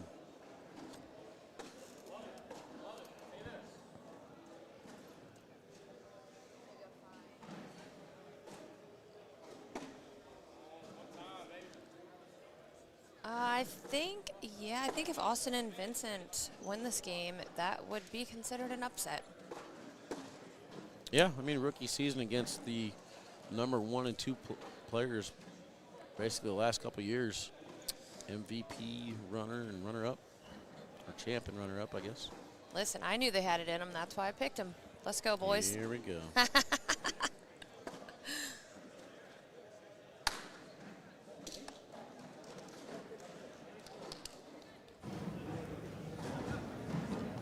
Timeout here.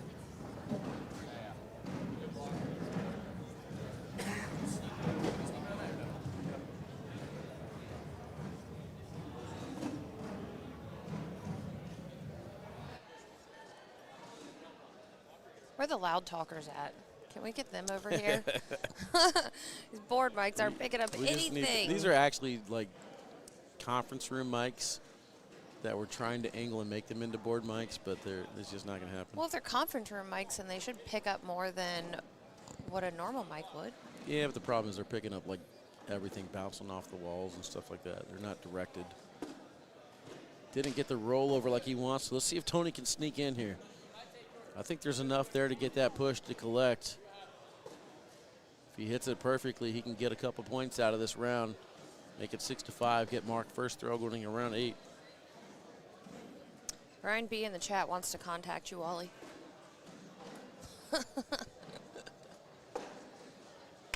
Gets one to fall the bag in hand, stays on the front of the rim. Who does? Brian B. Any way to contact me? Yeah. And that's a YouTube chat.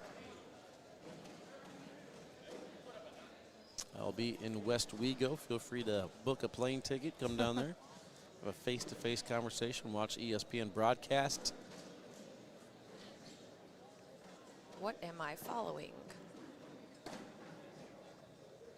Go follow K9 Cornhole. Subscribe. Yeah. Jerry Wolford, what up, my guy? Planning for the Newtown tournament has begun. Will there be a K9 unit live feed there? I don't know. Will there be a bar of soap attempt right here? Slick firm. I think this is the time to do bar of soap. Hard at the pile. He's going to miss to the left. That bag is moving. It's going to fall in, and Vincent looking like he could get a couple more. Mark has hit those bar soaps plenty of times this year, just misses that one. Huge moment. Vincent throwing the slick side a little bit too quick. Who's chirping, AJ? I don't understand. Going up, maybe?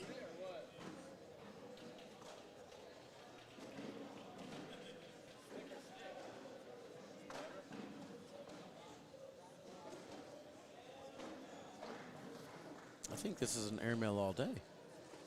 Gonna take a break. I mean, you got a lot of Take a possibilities that could happen with an timeout. airmail here. You go short, you knock in your bag. You go long, you probably knock in your bag. You knock him off. I mean, see what they're talking about.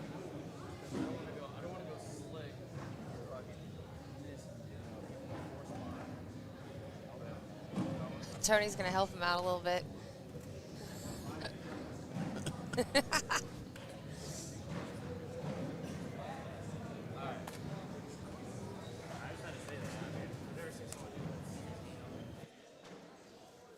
I think this is airmail all day. Let's see what they go with. I think so too. I like the airmail. It's just a risky shot. Just ordered 2 K9 jerseys. Let's go. Appreciate that, Robbie. If you order them this weekend, I'll get back to him. Landed short. He's got 2 bags now that are out of play. Mark can go in here for 2. Who is Austin getting hate from? AJ? Who's I talking don't see that? it. I usually ignore those comments at that point. I've been saying this whole time I picked them as my doubles team for 6-5. the weekend. Yeah, I'll say I always gave Austin free apparel last year, so I mean, Austin knows I'm in his corner. I got to pick 3 teams out of 256. Austin, Cameron, and Vincent Frisch were one of them. Chat, don't listen. Chat, don't listen. All right, round number 9, 6-5 here. All right, he wasn't talking about us. Okay.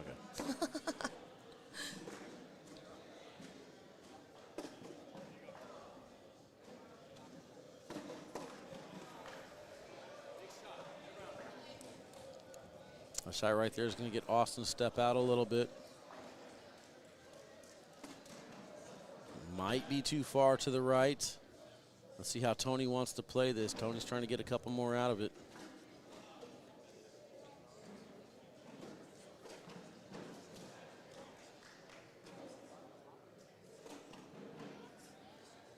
Back is away. He went for the airmail.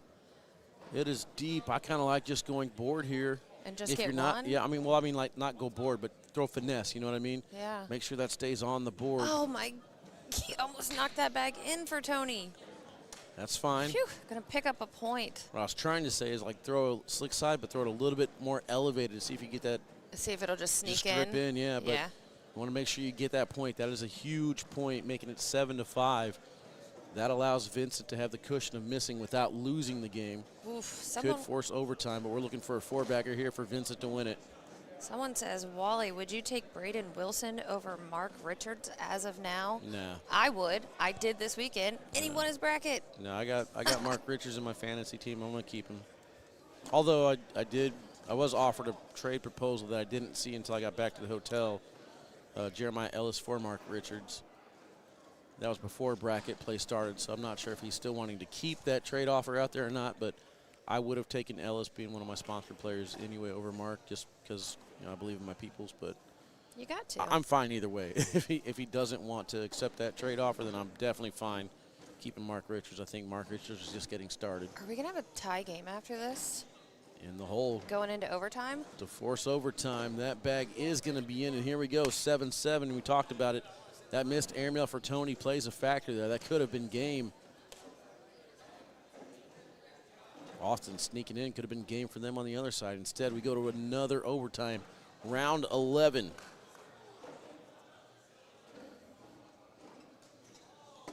First bag is a little bit low and to the right. Austin needs to bully this out. Yes, he does. Staying sticky side. Doesn't Perfect. get the bully. Gets it in the hole, though. Here comes Tony for the cleanup. That looked low in his Doesn't hand. get It's it. on the red zone, though. Austin down and in on bag number 2. 2 left here for Tony to try and collect them both. Stepping out, going after that bag in front. Oh, and Low he in hits front the of the front board. That's going to do it. Austin Cameron basically in for the win. Oh, my gosh.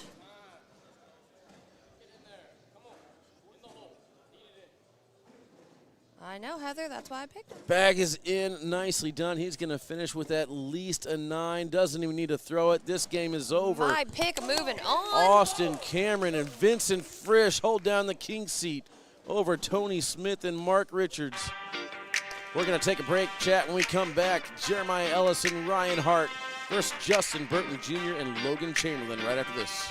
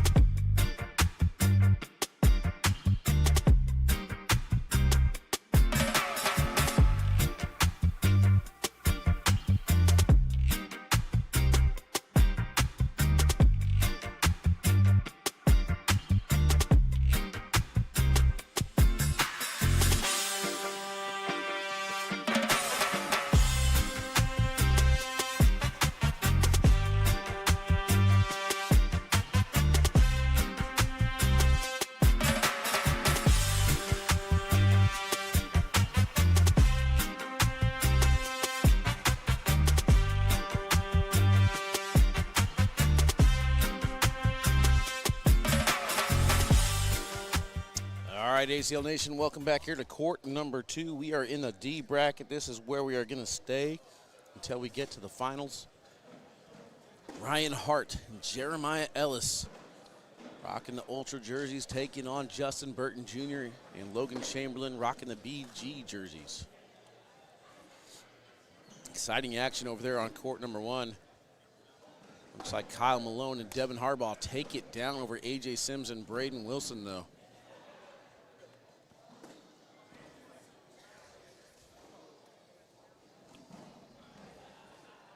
Those are live bags. Did not know that. They were live bags. All right, so here's a live update on the brackets. You can follow along on the ACL Fan Zone app.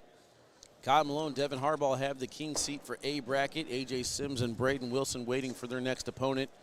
Right now, Eric Davis and Matt Sorrell's up 10-4 over Trey Hunt and Bobby Hunt. Alex Hicks and Ryan Trader will now take on Adam Hissner and Trey Birchfield. Winner of that one gets Carson Getty and Hunter Thorson. And that will determine the B bracket. C bracket, Frank Modlin and Jamie Graham, 14-5 over Caleb Avery and Vanessa Fillingham. Winner of that gets Jackson Gore and Sammy Soto. Corey Gilbert and Dean Norton after that. And then Zach Scheibner and Gage Land is holding down the king seat. Winner of this match here will play Tony Smith and Mark Richards, and then Vincent Frisch and Austin Cameron in the winner's bracket final.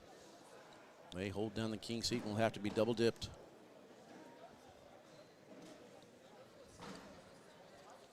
Ellis looking for his 3rd broadcast appearance.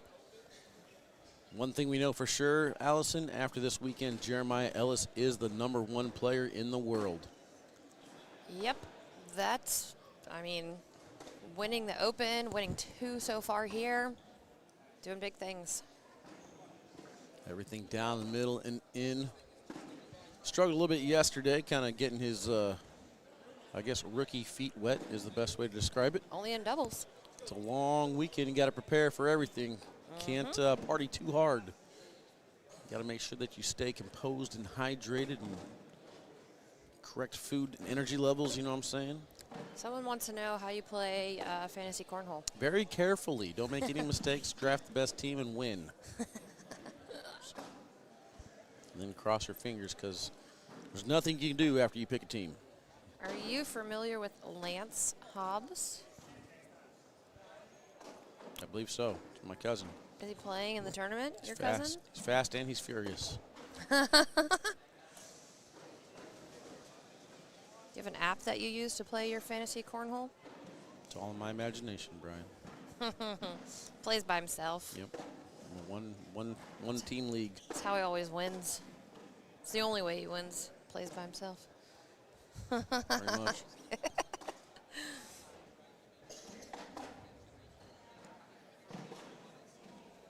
I love watching the security guards watch this game. He looks bored. Well, it's like once this game gets interesting, you know, and the security guards get sucked in, like, I want to see somebody sneak in.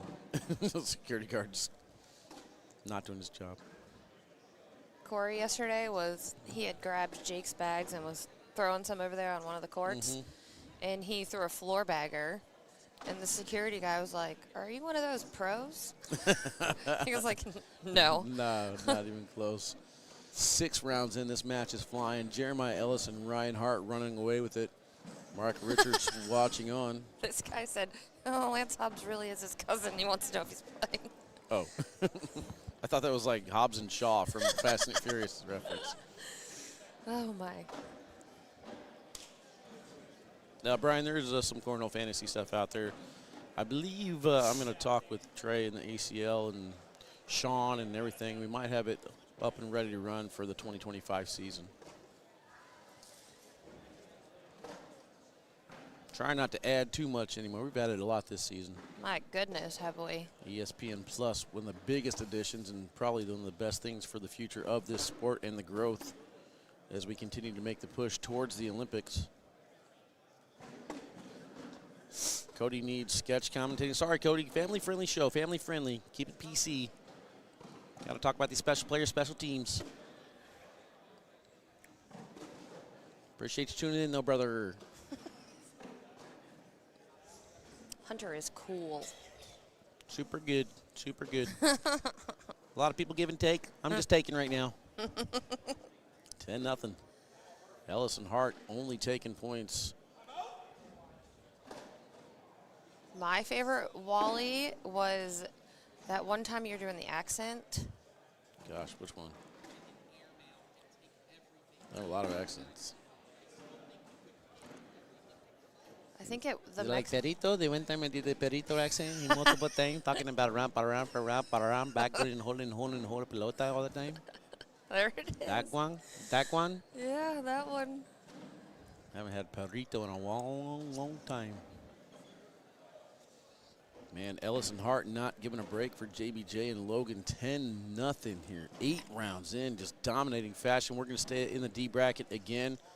So the winner of this match will play Tony Smith and Mark Richards. After that, Vincent Frisch and Austin Cameron. And we're going to try and get all the final matches. Caleb Avery and Vanessa Fillingham eliminated 5th place in our bracket. Frank Malone and Jamie Graham will now take on Gordon Soto.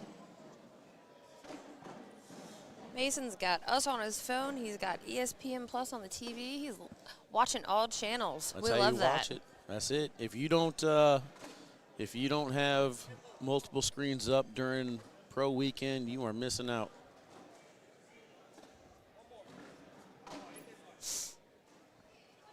I like that jersey Hart has on. Pretty snazzy.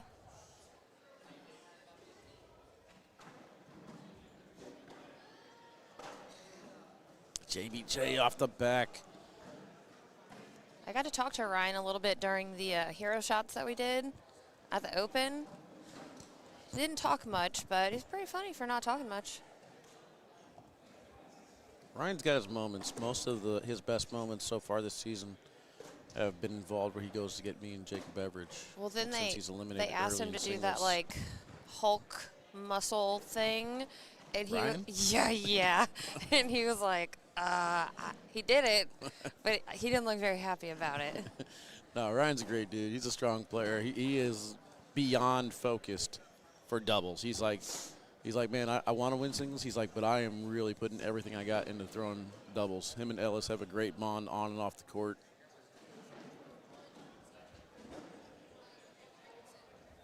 And a lot of players are like that, too. It's really hard to stay focused on both singles and doubles. We talked about it for the longest time.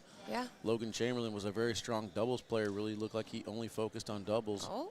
But now he's getting really, really good at singles. He switched his bags. He didn't like that one. Yeah, this one's got 3 more resin pellets in it than the other one, so he likes this one. But it's going to miss too far to the side. Jeremiah not helping him out. And that's going to Logan. do it. Off the back. Off the back, that's a 5 spot, putting them at 19. Nothing Justin can do.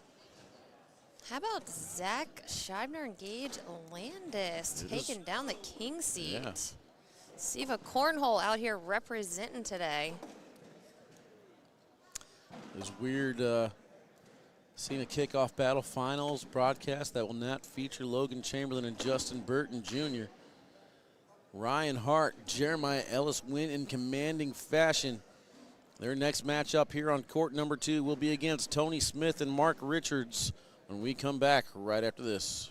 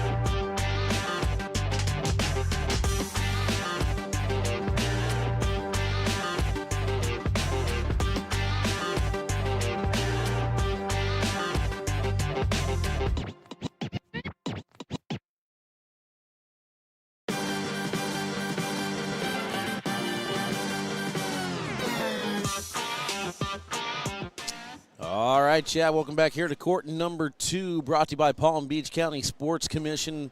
Wally K9 Kassler and Allison Mom Baldwin on the call. Did you just mom me again? I don't know. You got to come up with your own nickname. Chat, actually help me out, chat. Oh, give God. Allison a nickname. We're going to leave it up to all 1,400 of you guys. Someone give Allison Baldwin a nickname. Like Dan said, wowzers. I don't know if I like this. You guys want to watch some cornhole? Here you go. Look at that. I got you. Ryan Hart on the right-hand side will be throwing against Tony Smith. Mark Richards lining up on the left-hand side against Jeremiah Ellis. Let's go ahead and go through everyone that is left alive. Not too many teams remain. Kyle Malone and Devin Harbaugh sitting in the king seat for the A bracket.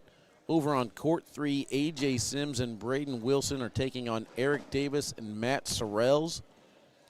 We have a B bracket championship match ready to roll. Carson Getty and Hunter Thorson to take on Adam Hissner and Trey Birchfield.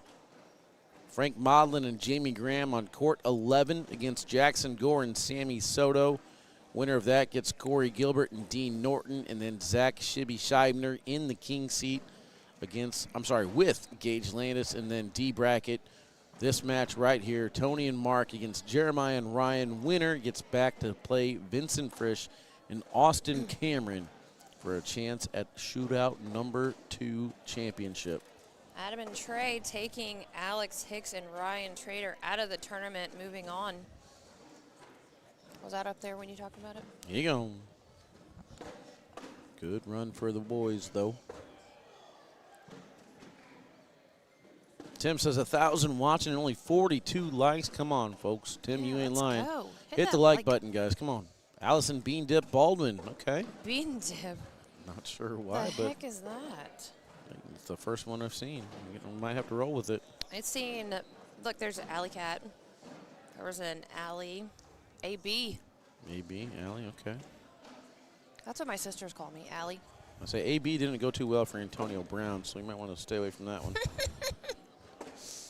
All right, these bags are live. Starting things off right-hand side. Ryan Hart immediately going to step out. Tony taking away that position, making it a harder push for him, and Ryan was way off balance. See if we can get a block down here from Ryan to stop Tony from doing something. That makes the push more difficult. Side piece. Whoa. Absolutely Scotty, not. God, that's my mom you're talking about there. Lands on the pile. Jeremiah calling for a roll shot here. Back tilt. Oh, too off the far back. to the right. Hart's going to finish with a 2, giving up a 5-point lead.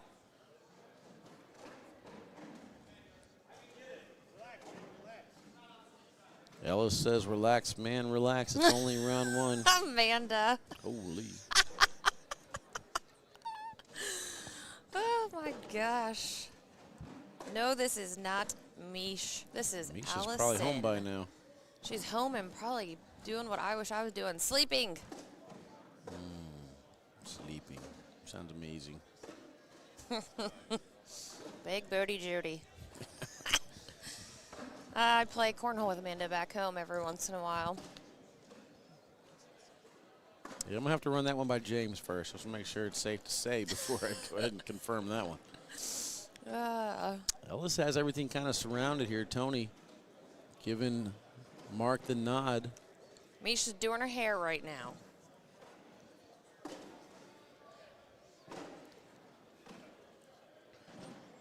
All right, decision time here for Ellis. This is interesting. He's got to try and figure out a way to get at least one bag in to score. I kind of like the step out and trying to take a 2-for-1 push on the right-hand side. Look at these guys over here whispering to each other.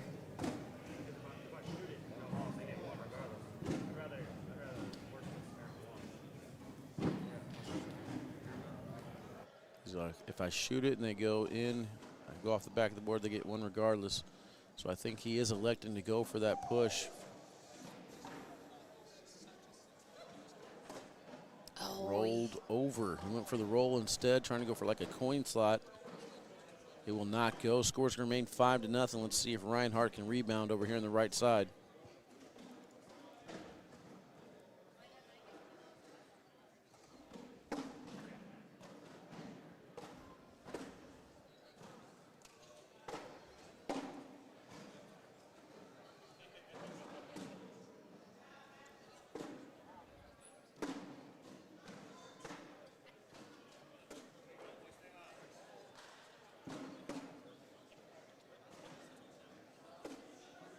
The new playing format, as in the round limited, is that what you're asking about?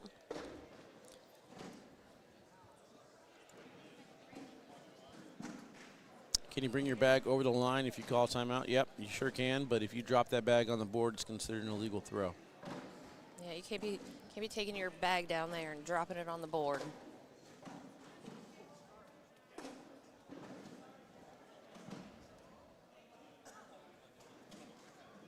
7-0, all points scored over here on the right-hand side.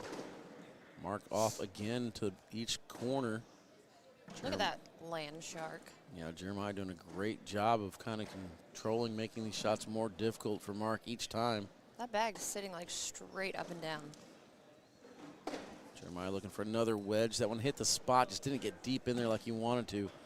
He wanted that to kind of cover. And Mark does a great job of freeing up the bag on the left, not helping Jeremiah out at all on the right.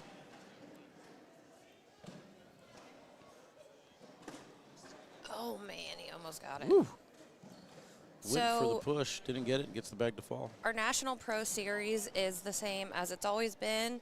Games go to 21, double elimination. Prior to this year, our shootouts were always round limited, but they were single elimination. This year we have moved and made that double elimination for the shootout series, still round limited.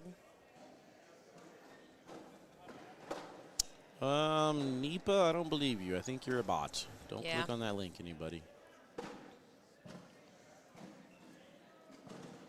If you walk the bag down and drop it in the hole, that's still an illegal bag, and the bag will be discarded as a 0. Doesn't matter where it lands. Ryan needs this.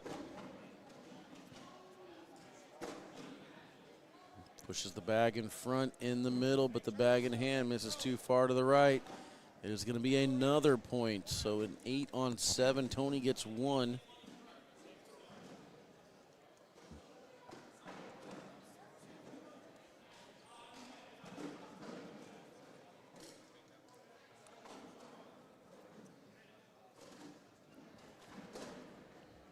Opportunity here for Ellis to get something started.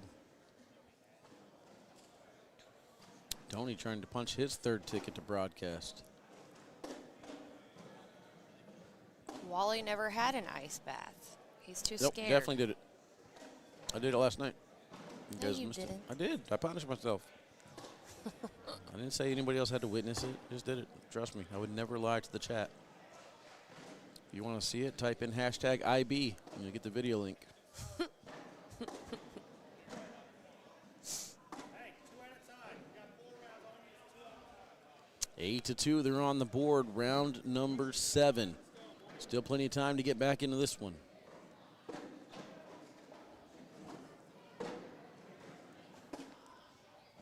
Corey over here touching things, trying to break the No live touchy. stream down, No Tachi.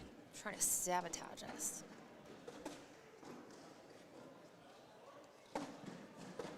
I said #IB for ice bath, not ID.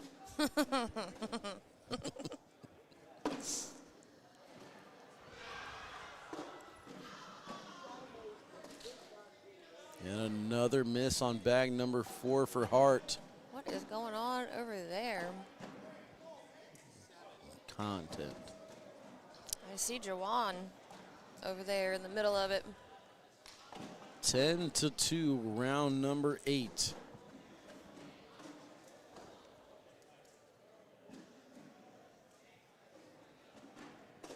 The final 4 at a later date, it's always been kind of a thing, but it's normally played out in the same weekend, just not right then and there. So us waiting 2 weeks and taking the broadcast to the Open and doing it is different this year. Normally we would play down and then we would have the ESPN broadcast that same weekend wherever we all were. But this year we're switching it up. We're bringing it to an Open, so all of you guys that are supporting us here on the live feeds can watch it with us. Tony told Mark, just board it. It's going to be a wash. Jeremiah says, I'm going to make it. He almost didn't make it. He wanted it so bad. I said if he would have backed up his words on this shot, it would have been amazing. Told Mark, just board it. It's going to be a wash. Jeremiah says, I'm going to make it. He almost didn't make it. He wanted it. Hart with the 4th bag blues. You ain't lying, brother. Round number 9. 8 bags to make up 8 points. This could be 2 of them. Never mind. It's off the back, off the board. It goes.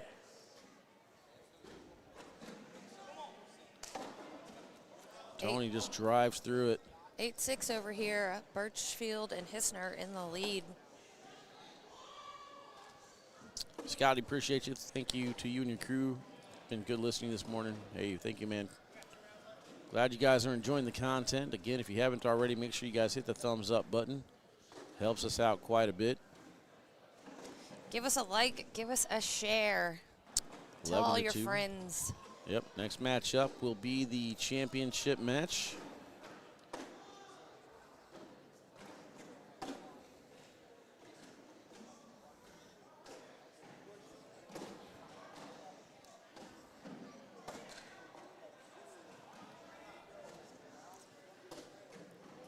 Score still 8-6 over here. Birchfield and Hissner in the lead.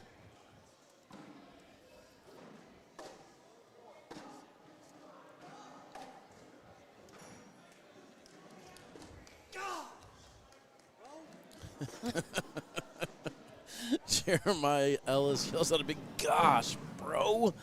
Game just a little bit short. Good run for them, but that's it.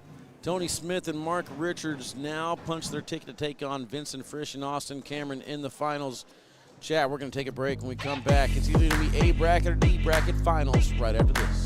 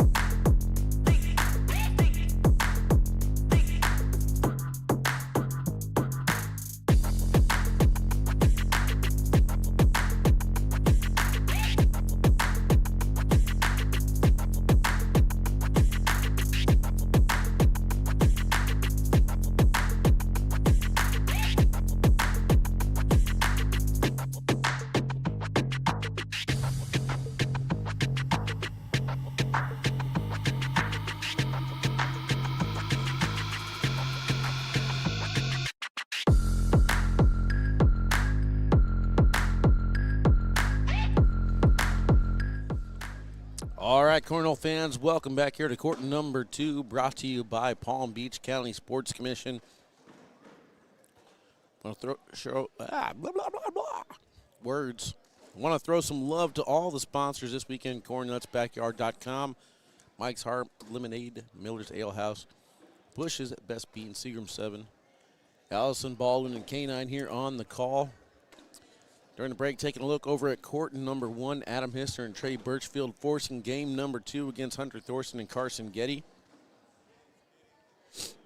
They're going to start things out on the right-hand side here. Tony Smith against Austin Cameron.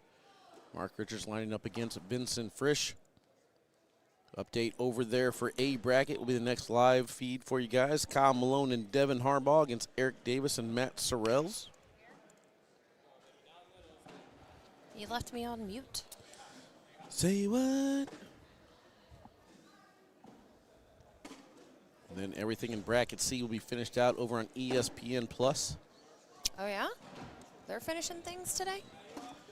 I mean, it all depends. We could have some game 2s here. True that. Who knows how long it'll go. During the offseason, you talk about 2 super teams forming, Mark Richards and Tony Smith. The other super team, Kyle Malone and Devin Harbaugh, they could be finals. I like it.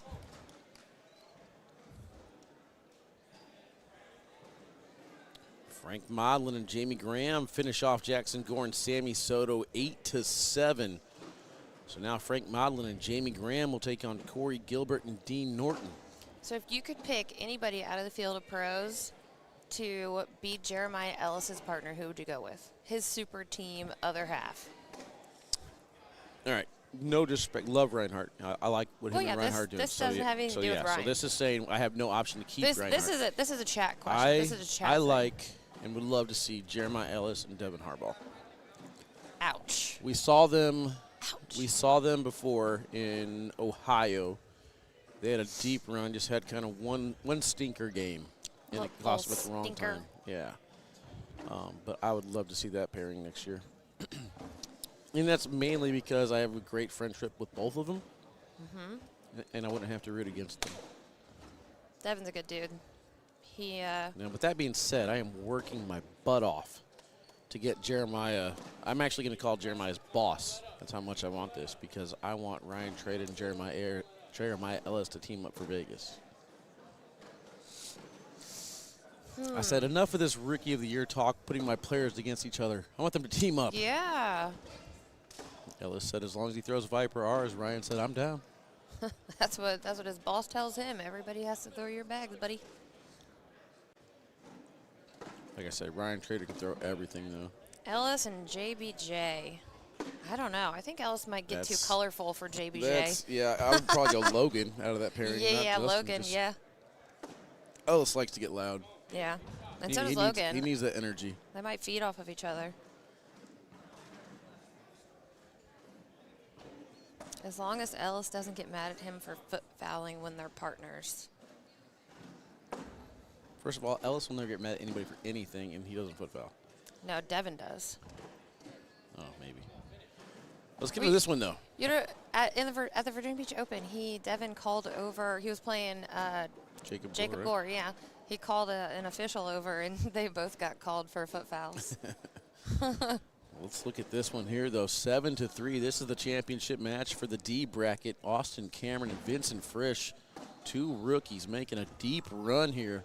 Let's holding things down. Go, Austin and Vincent. Prove me Mark's right, going to take a timeout. Vincent very happy with the placement on that blocker. See if we can get Vincent to talk into the silver microphone there. Trevor Brooks and Jeremiah. I don't like that at all.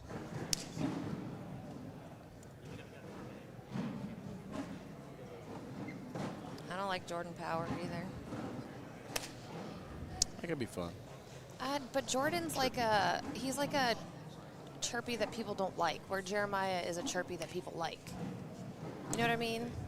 Yeah, Jordan does it with like a neutral expression on his face. Jeremiah does it with a smile on his face, but they pretty much say the same thing. Who's throwing bags here? These guys are throwing bags.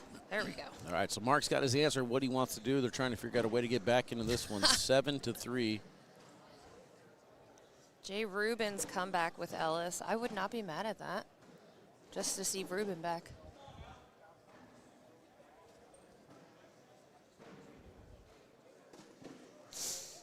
Jacob T. I don't know who that is. Not familiar.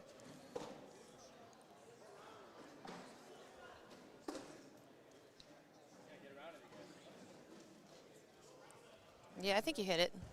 Harbaugh and Ellis would be. Perfect little wedge in there for Vincent. Nope, still don't know who that is.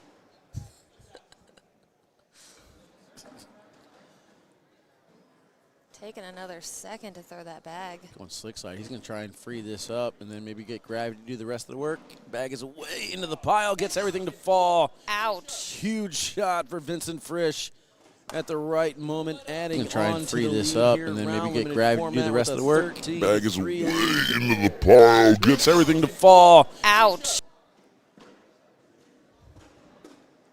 Cody Henderson and Ellis. I think Ellis would hate that. Man, they're both from Ohio.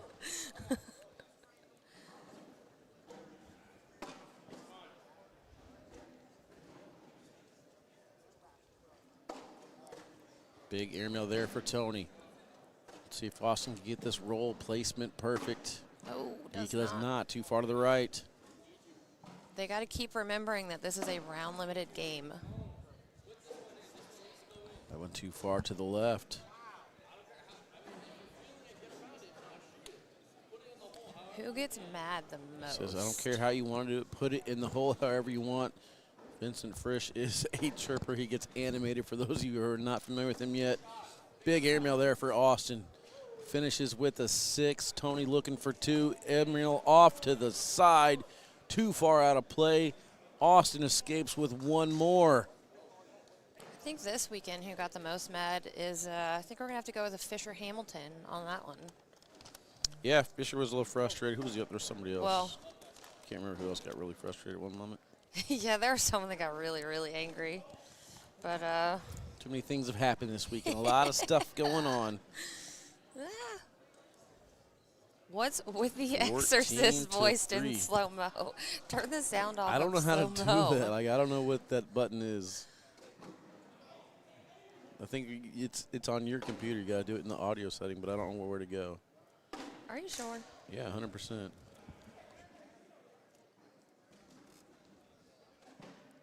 Just enjoy it. It's fun. It's funny.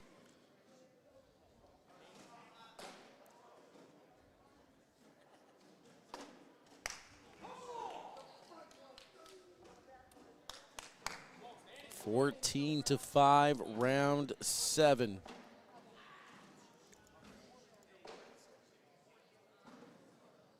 Carson Getty and Hunter Thorson tied 7-7 against Adam Hissner and Trey Birchfield. That's in game 2. They're on their feet. I can't see what's happening. I'm getting antsy. It's 9-7.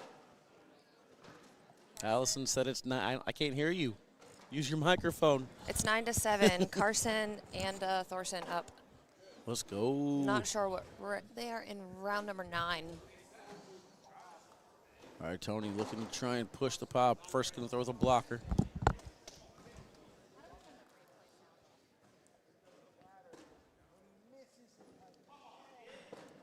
Austin going up top, hits the airmail. Another clutch airmail from Austin Cameron. Tony hits one as well.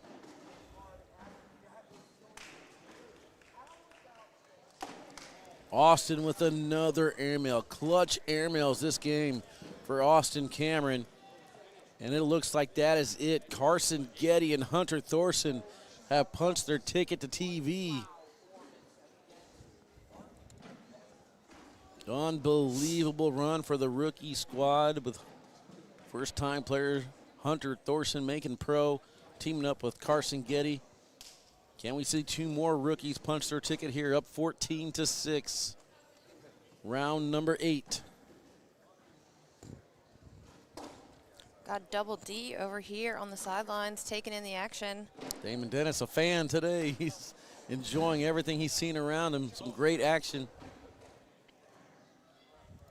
Next up over there on court number 1 on ESPN, Corey Gilbert and Dean Norton will take on Frank Modlin and Jamie Graham. Next for us will be Kyle Malone and Devin Harbaugh to take on Eric Davis and Matt Sorrells.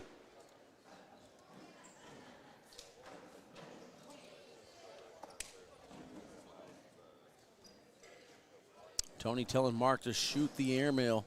Shoot it.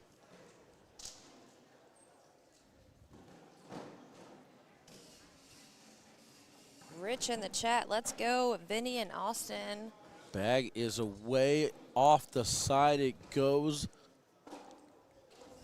Vincent Frisch in great position. Shot clock violation just equals 1 less timeout, so they're good. They got plenty. Good push through there for Mark, but Vincent is in for 3 off to the side for 1, 15-6.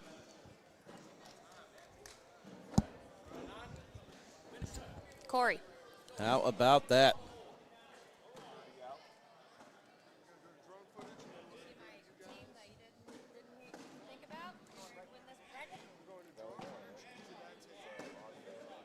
Tony's blocker way too low. More in his lane than Austin's. Austin should be able to sneak around. Instead, he blocks it. That's going to stop Tony's push. Forces Tony to hit an airmail. He does not. He's off the back. This is pretty much to seal the deal on the board. Still looking at a point. Don't get lazy. Put this one in, Vincent says. Misses it, but not bad. Tony's got to rodeo or bar a soap or something. Nasty attempt coming up. Oh. Misses the and one. Tony gets a point out of that. It's going to make it 15-7.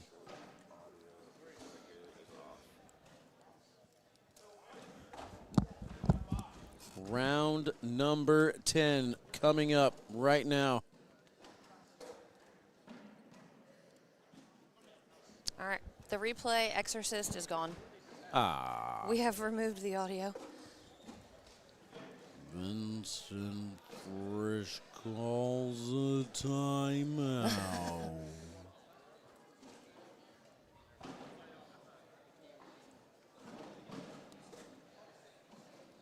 We need a ticker at the bottom for scores other than games like on ESPN. Well, that's what's on ESPN Plus. If we put it here, then we won't need ESPN Plus. There's an and one opportunity here from Mark.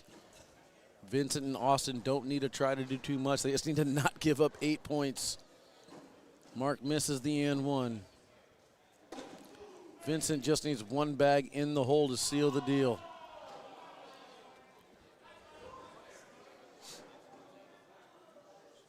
Mark again going for the and one. Just keeps on teasing that corner. Unable to get it to fall off, and that one off to the side.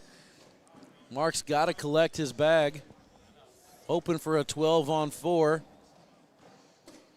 He gets the collect, and here we are again. This one's got to be in. In for the win. Oh, got just enough of it. Oh, my gosh. Just enough. Just enough to make us nervous. Oh, my. I thought that was going to get held up. How about Wally, that? Another one of my picks taking down their bracket. Let's go. Austin Cameron and Vincent Frisch take that one down. Commercial break. When we come back, switching to A bracket. Seen a few.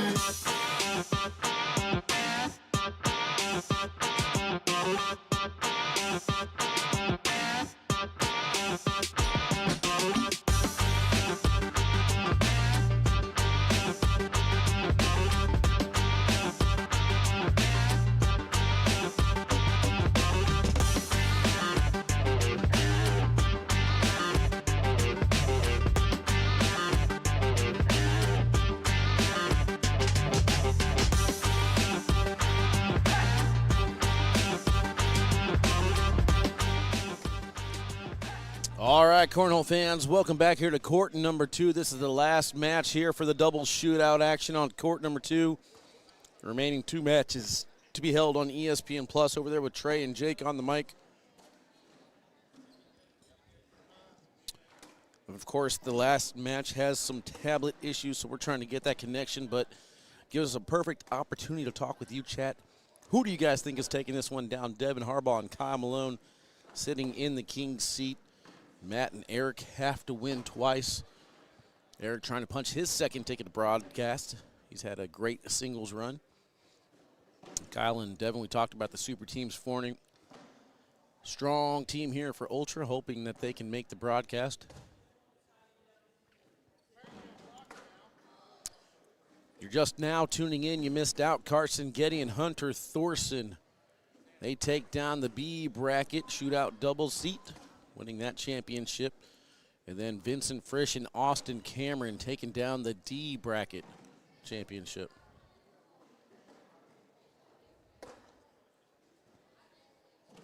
Looks like Allison's making her way back to the court. Tablet is ready to go, she says. They're going to start things off over here on the right-hand side. Kyle Malone in the Ultra hoodie. Eric Davis in the Coasters jersey. Devin Harbaugh over on the left. Matt Sorrells rocking the Pucks t-shirt. We are ready to rock and roll. These bags are live. Here we go. Allison, you're our hero. I know. You didn't fix the cameras. What? What? Fix cameras? Yeah, the cameras so they could see the board they were throwing at. You were looking at the side-by-side of the Well, players. they just started. I always leave it side by side for down and backs.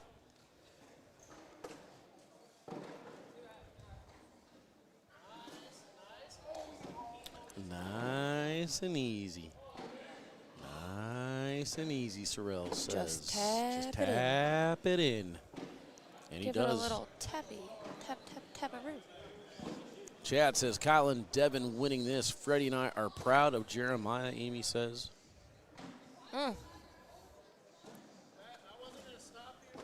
Kyle and Devin, let's go, Lindsay says. Devin wins, I think. Robbie Lee.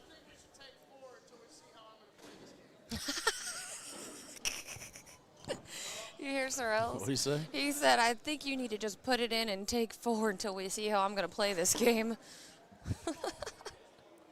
That's a +4 to start. That's good strategy, though. I'm not sure how good I'm going to be this game. Let's just take what we can. Nothing crazy yet. Eric Davis and Sorrells, another team I wasn't really too fond of during the offseason. Didn't really like the pairing, but looks like they're making me eat my own words here. Another one of my teams I picked for the weekend, Wally. Congratulations, closing your eyes and throwing darts at an open board and getting lucky. Listen, I've been doing this a long time. watching these boys play. I was talking to Scotty the Body, the DJ, on the way here this morning, and about Eric Davis's game. I said it's great to see Eric back. It looks like we have a smarter version of Eric Davis that people have been talking about for years. If he just plays cornhole, he could be one of the best. Instead, he tries all the magician stuff too much. Now it looks like he's just breaking out when he needs to. So I thought that same thing when I saw him play the other day, and I talked to him afterwards, and I said, looks really like you have a completely different mindset coming into these games. You're not doing the magician thing. You're laying up, which I've never seen. And he said that he is a lot more comfortable with these bags than he was with the other bags that he was throwing. So he trusts himself a little more. So I guess it has something to do with it. That one stops a little bit short. He's mad at himself for not getting in. I think it's really just moot point at this. 2 points either way. Kyle went up top for the airmail. Never mind. He was going for the 4. 6-1. Getting very aggressive. Someone said that's Kyle's son sitting behind him. Kyle's son is, what, 4? 4, yeah. Maybe 5?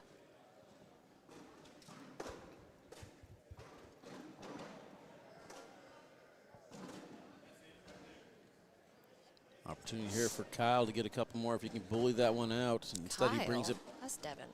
Well, I was going to, never mind, I had a point, but you ruined it. I didn't know who you were talking about. I had something planned. You ruined it. So.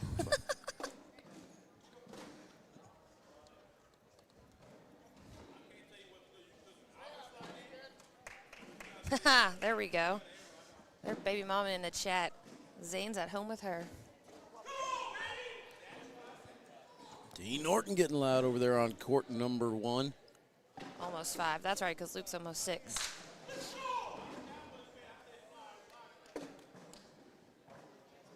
Eric off to the side. Let's see if Kyle can finish this round to get a couple points as we near the halfway mark here. Round limited format, 10 rounds for shootouts.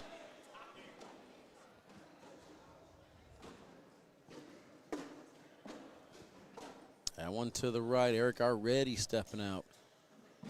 Kyle tried to block it. Might have taken away the corner that Eric needs for the push. There is a little lip there. If Eric can go at it, he might be able to get underneath and collect. 6-1, though, not necessarily needing to collect this bag. Sorrells just took 1 year off. Then he requalified, and he is back in the division this year.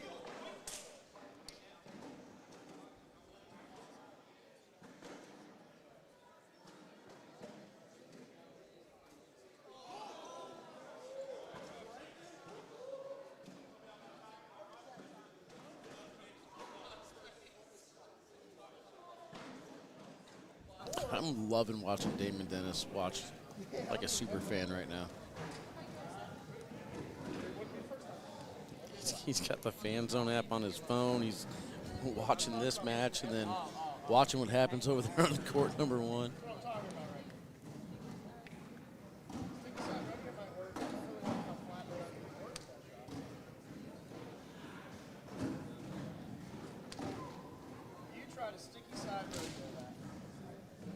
Did I just hear a sticky side rodeo? Either sticky side rodeo or sticky side reverse. I can hear what he said. Either way, here comes that amazing stuff Devin we were said, talking I really about. do not like this.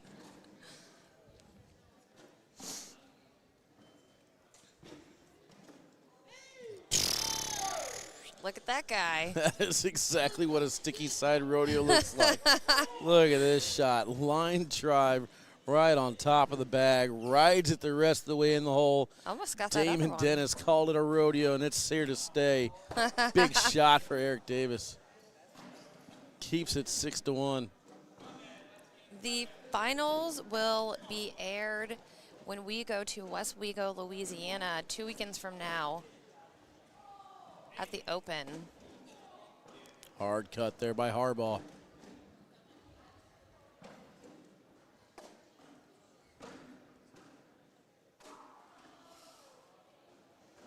That was about as perfect of an executed shot after a timeout as I've seen.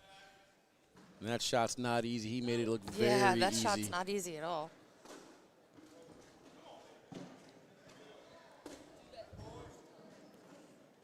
Harbaugh says, I wish I could have just done that the first time. Sorrell's looking at in for 2. He's going to get it.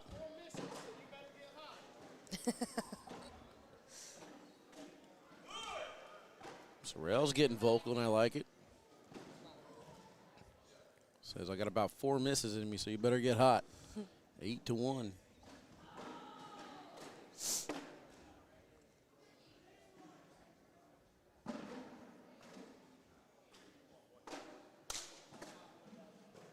Side by side here for Kyle. Nice little wedge block. See if Kyle goes up top for the airmail now. Yep. He does. Hits his bag in. That's on slick side. That one could go. Hard push coming here for Eric. He wants them all clean. Slick side down. That's a wedge, but that works out well. Those are going to fall. There's one of them.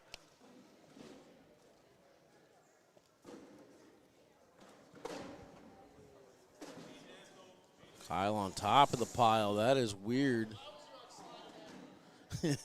Eric wants to try some stuff here. Doesn't need to. Keep in mind, Eric is a 2-time world champ for shootouts. Perfect. Kyle needs to hit this airmail. Hoping for the wash. Up top, lands short. That's going to be +4 for Eric. 12-1 now.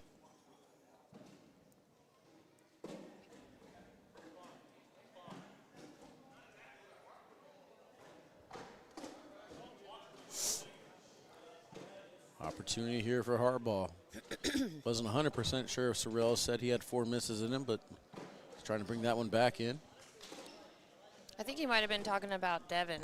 He's got about maybe missing 4 bags. Maybe. We'll see. You better get hot because this kid's about to get hot too.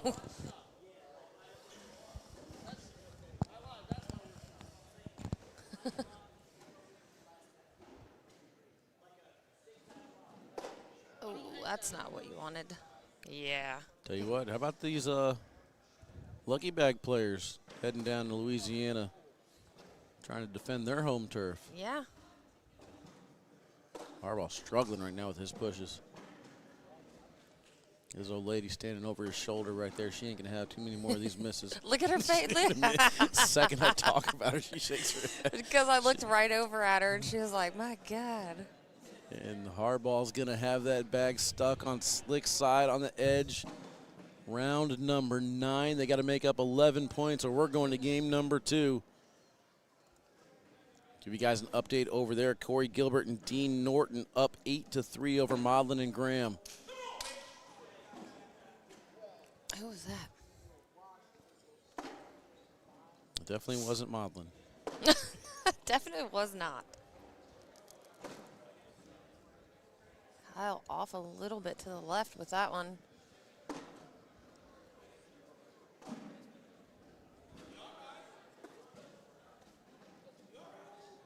Kyle misses the airmail, but I think him and Devin are already getting geared up for game number 2.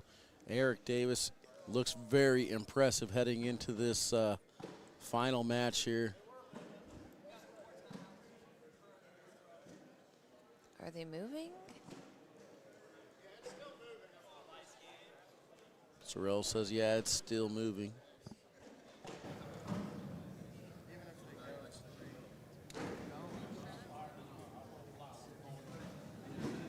They're still moving. Yeah. No, they really are. Yeah. I'm not going, why would I lie to you about that? Wasn't one of my stunts either. You can hear the pellets falling. And I think they actually stopped, but they're gonna fall. Huh? Well, if they're moving, you can't throw it. If they're not moving, Even if they go, we get 3. Can't hear what he's even asking. I don't know what you're asking. I can't hear. I mean, bro. This is like the 9th round. If you give up 4, it's game anyway. You gotta drag everything, and we still don't have a chance. Still give up 3. Yeah. Yeah, that's what I'm So trying either to way, say. it doesn't matter. Unless I Okay. go a negative round. So he's wanting to ask if he gave up the bag. You should have just done that the whole time. he was asking if I gave up the bag and they fall, do I get the bag back to throw? I think the answer on that would have been no.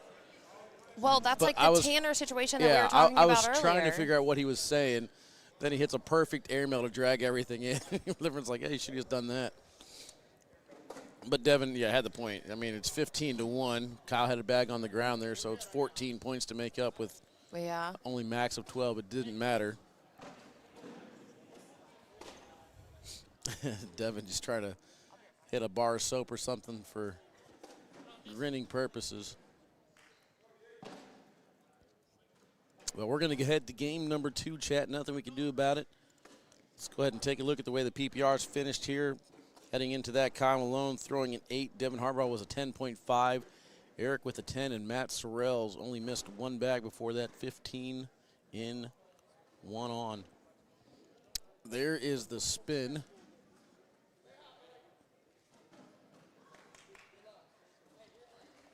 Game number 2 underway here. Looks like Eric has first toss. He's down the middle and in.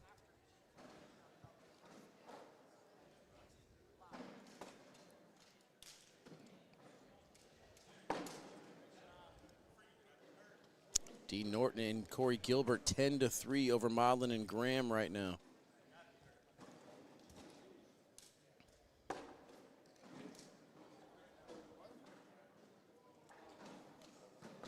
Got some complications on court 1. Not sure what's going on. They got a handle over there.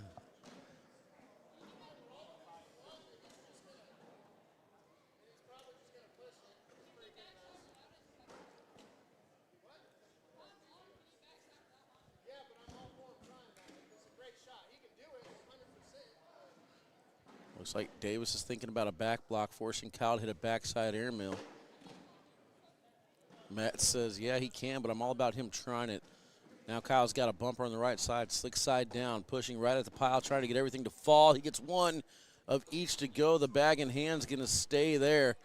Unfortunate break for Kyle Malone to start this one out. We're looking at 0-0.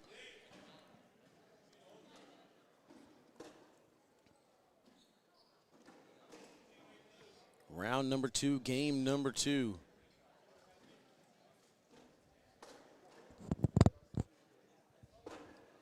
Can the volume be cranked up on Wally's side? I mean, I could talk a little bit louder. I haven't really been talking super loud.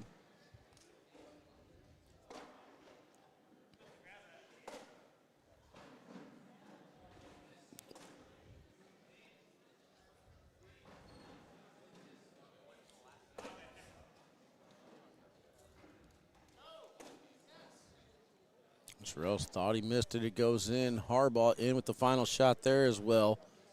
And we continue with a 0-0 score. Let's get this one all the way to round 10. 0-0 score and play for sudden death for all the marbles. What do you guys say? Dale calling. I'm calling overtime. This game's going to be a burner. We're on the same page, Dale. I would love to see it. Blocker from Eric to start this one.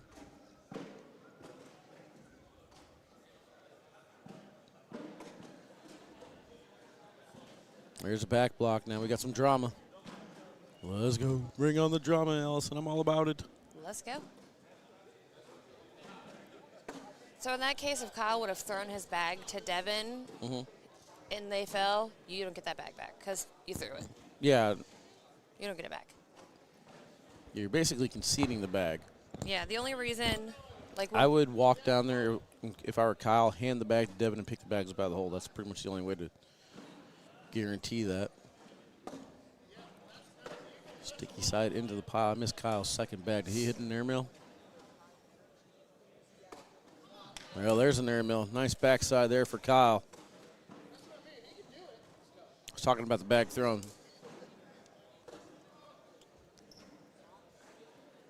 Up top, Eric's bag leaning halfway in, able to hit it. Nicely done. Again, I'm not sure where Kyle's second bag is at, if it's in the hole. Tony says yes, airmail. Okay, so it looks like Kyle's up in the round. So if you're third, I like it because I was thinking come straight into. Yeah, take all 4 years, leave his all 4 viewers, leave his right there. Bold strategy. If it happens, this will take over my consideration for shot of the year.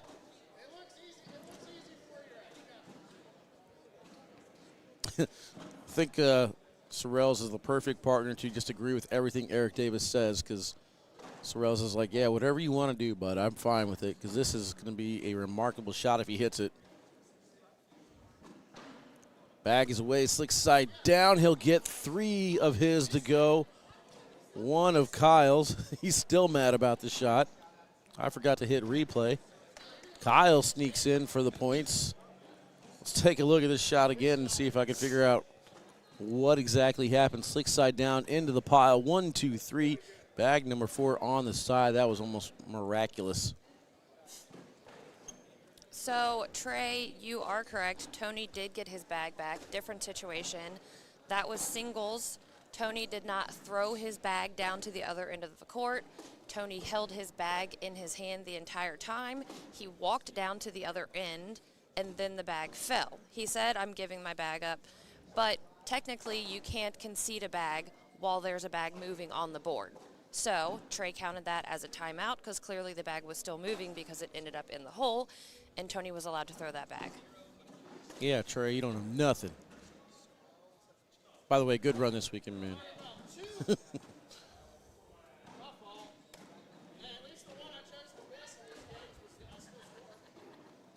You ever get that feeling where you're like, okay, it's winding down after this match. We're done for the day. Oh, there's still 4 tournaments left to be had today.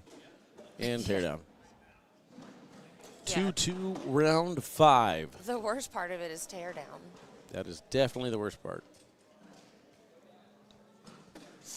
Good point, Russell. It's all hearsay without an official. I'm not making a call. Me either. That's why he looked at me and I said, I don't know. Allison bags back. Baldwin on the call. Bags back? What does that mean? Let her make. I'm trying to give you a nickname. You said you get the bag back. Cornhole is better with Sorrells. I can agree to that. I like Matt Sorrells. It's growing on me. It's growing on me.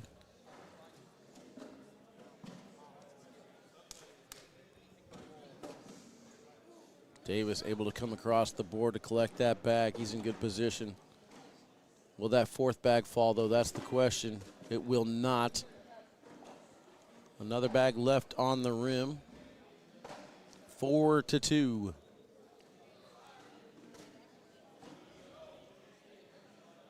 I remember when everyone just followed the rules. The rules are so complicated these days. It's kind of like our stream setup. It used to be 4 wires, 4 cameras, and a computer. And you have to add to it. The further you get into this game, the more clarification on different scenarios that you don't even think about sometimes. Exactly. That's why we got more wires each time we set up. Trey, broadcast court 1 is on ESPN Plus.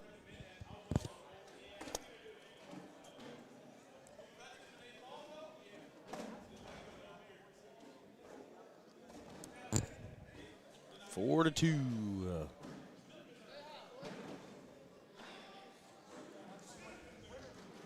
Davis playing like he gained 5 years of experience, composure. He has 5 years, more than 5 years experience, but he definitely got hold of the composure. Jesus, that was tough. Sheesh. Anyways. Action underway on court 1. Corey Gilbert and Dean Norton up 4-0 over Shibby and Landis to start out over there. Shibby and Landis are in the king seat. They have to win 2 times to dethrone Zach and Gage. Take down the bracket. Got 2 finalists already, Vincent Frisch and Austin Cameron. Then Carson Getty and Hunter Thorson. Thought that bag was still moving.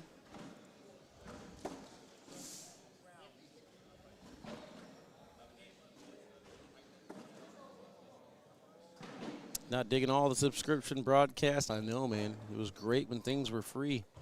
It's only one subscription Now broadcast. people get paid to work. You can still hang out here with us for free. Yeah, but I think we should all be behind a paywall, personally. I mean, you want larger payouts. You want the sport to grow. It involves money. UFC. You don't got to pay for YouTube. UFC, wrestling, all that stuff. They've all become successful because of pay-per-views. Do you pay for YouTube? No, but I mean, you can. There's what, YouTube Red or Plus or whatever it is. I don't know. YouTube TV. I do have YouTube TV at my house. That's not for cornhole. There you go. Falcons got it. Everybody wants announcers, payouts, broadcast for $0. Exactly. We don't work for free. I mean, here's the other thing: the sport's growing. Gambling is becoming more, relevant. You want to be able to bet round by round or game by game, head to head. That stuff is going to cost. We need officials for that. Officials on each court, cameras on each court. There's going to be a point in this sport where we have probably 20 or 30 different courts with cameras on them, and you'll be able to pick which ones you want to watch and which ones you want to bet on. And whenever we get to that point, it is pretty much going to be because this is the beginning moment. ESPN is kind of a big deal. No commercials. Is that what, if you pay for YouTube, you don't have to watch commercials? Yeah, commercials no matter what. Yeah, we're giving you guys commercials. Round number 9, though. Eric Davis and Matt Sorrells trying to pull off the double dip. We got 2 rounds of play left to finish here. Missing that one. I think it's airmail time here for Kyle. See if Kyle can hit it. Sorrells telling him to calm down. Kyle hits the first one.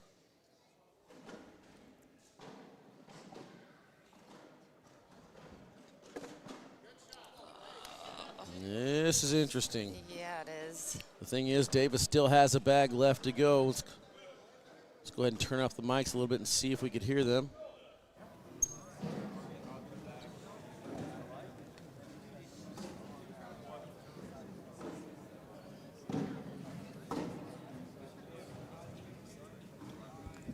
Could you speak into the microphone, please?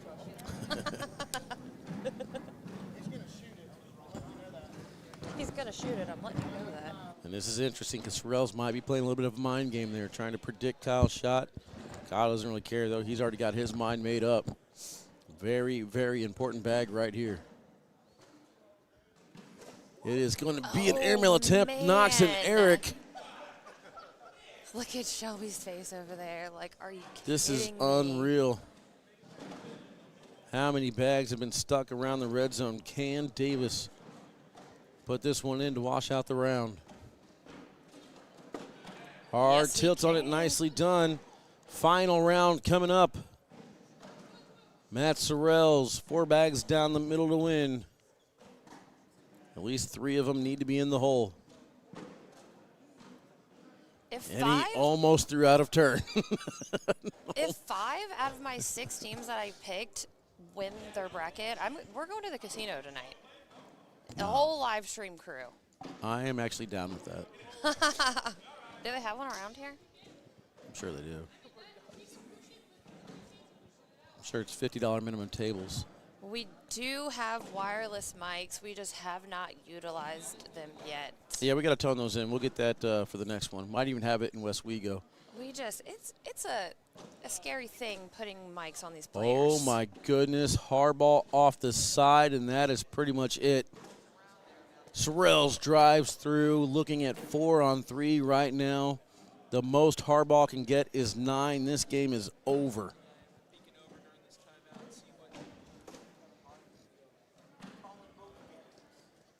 Matt Sorrells and Eric Davis punched their ticket to ESPN in Westwego.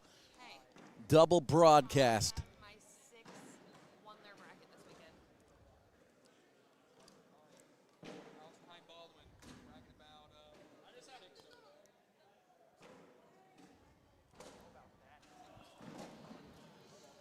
Here we go, folks.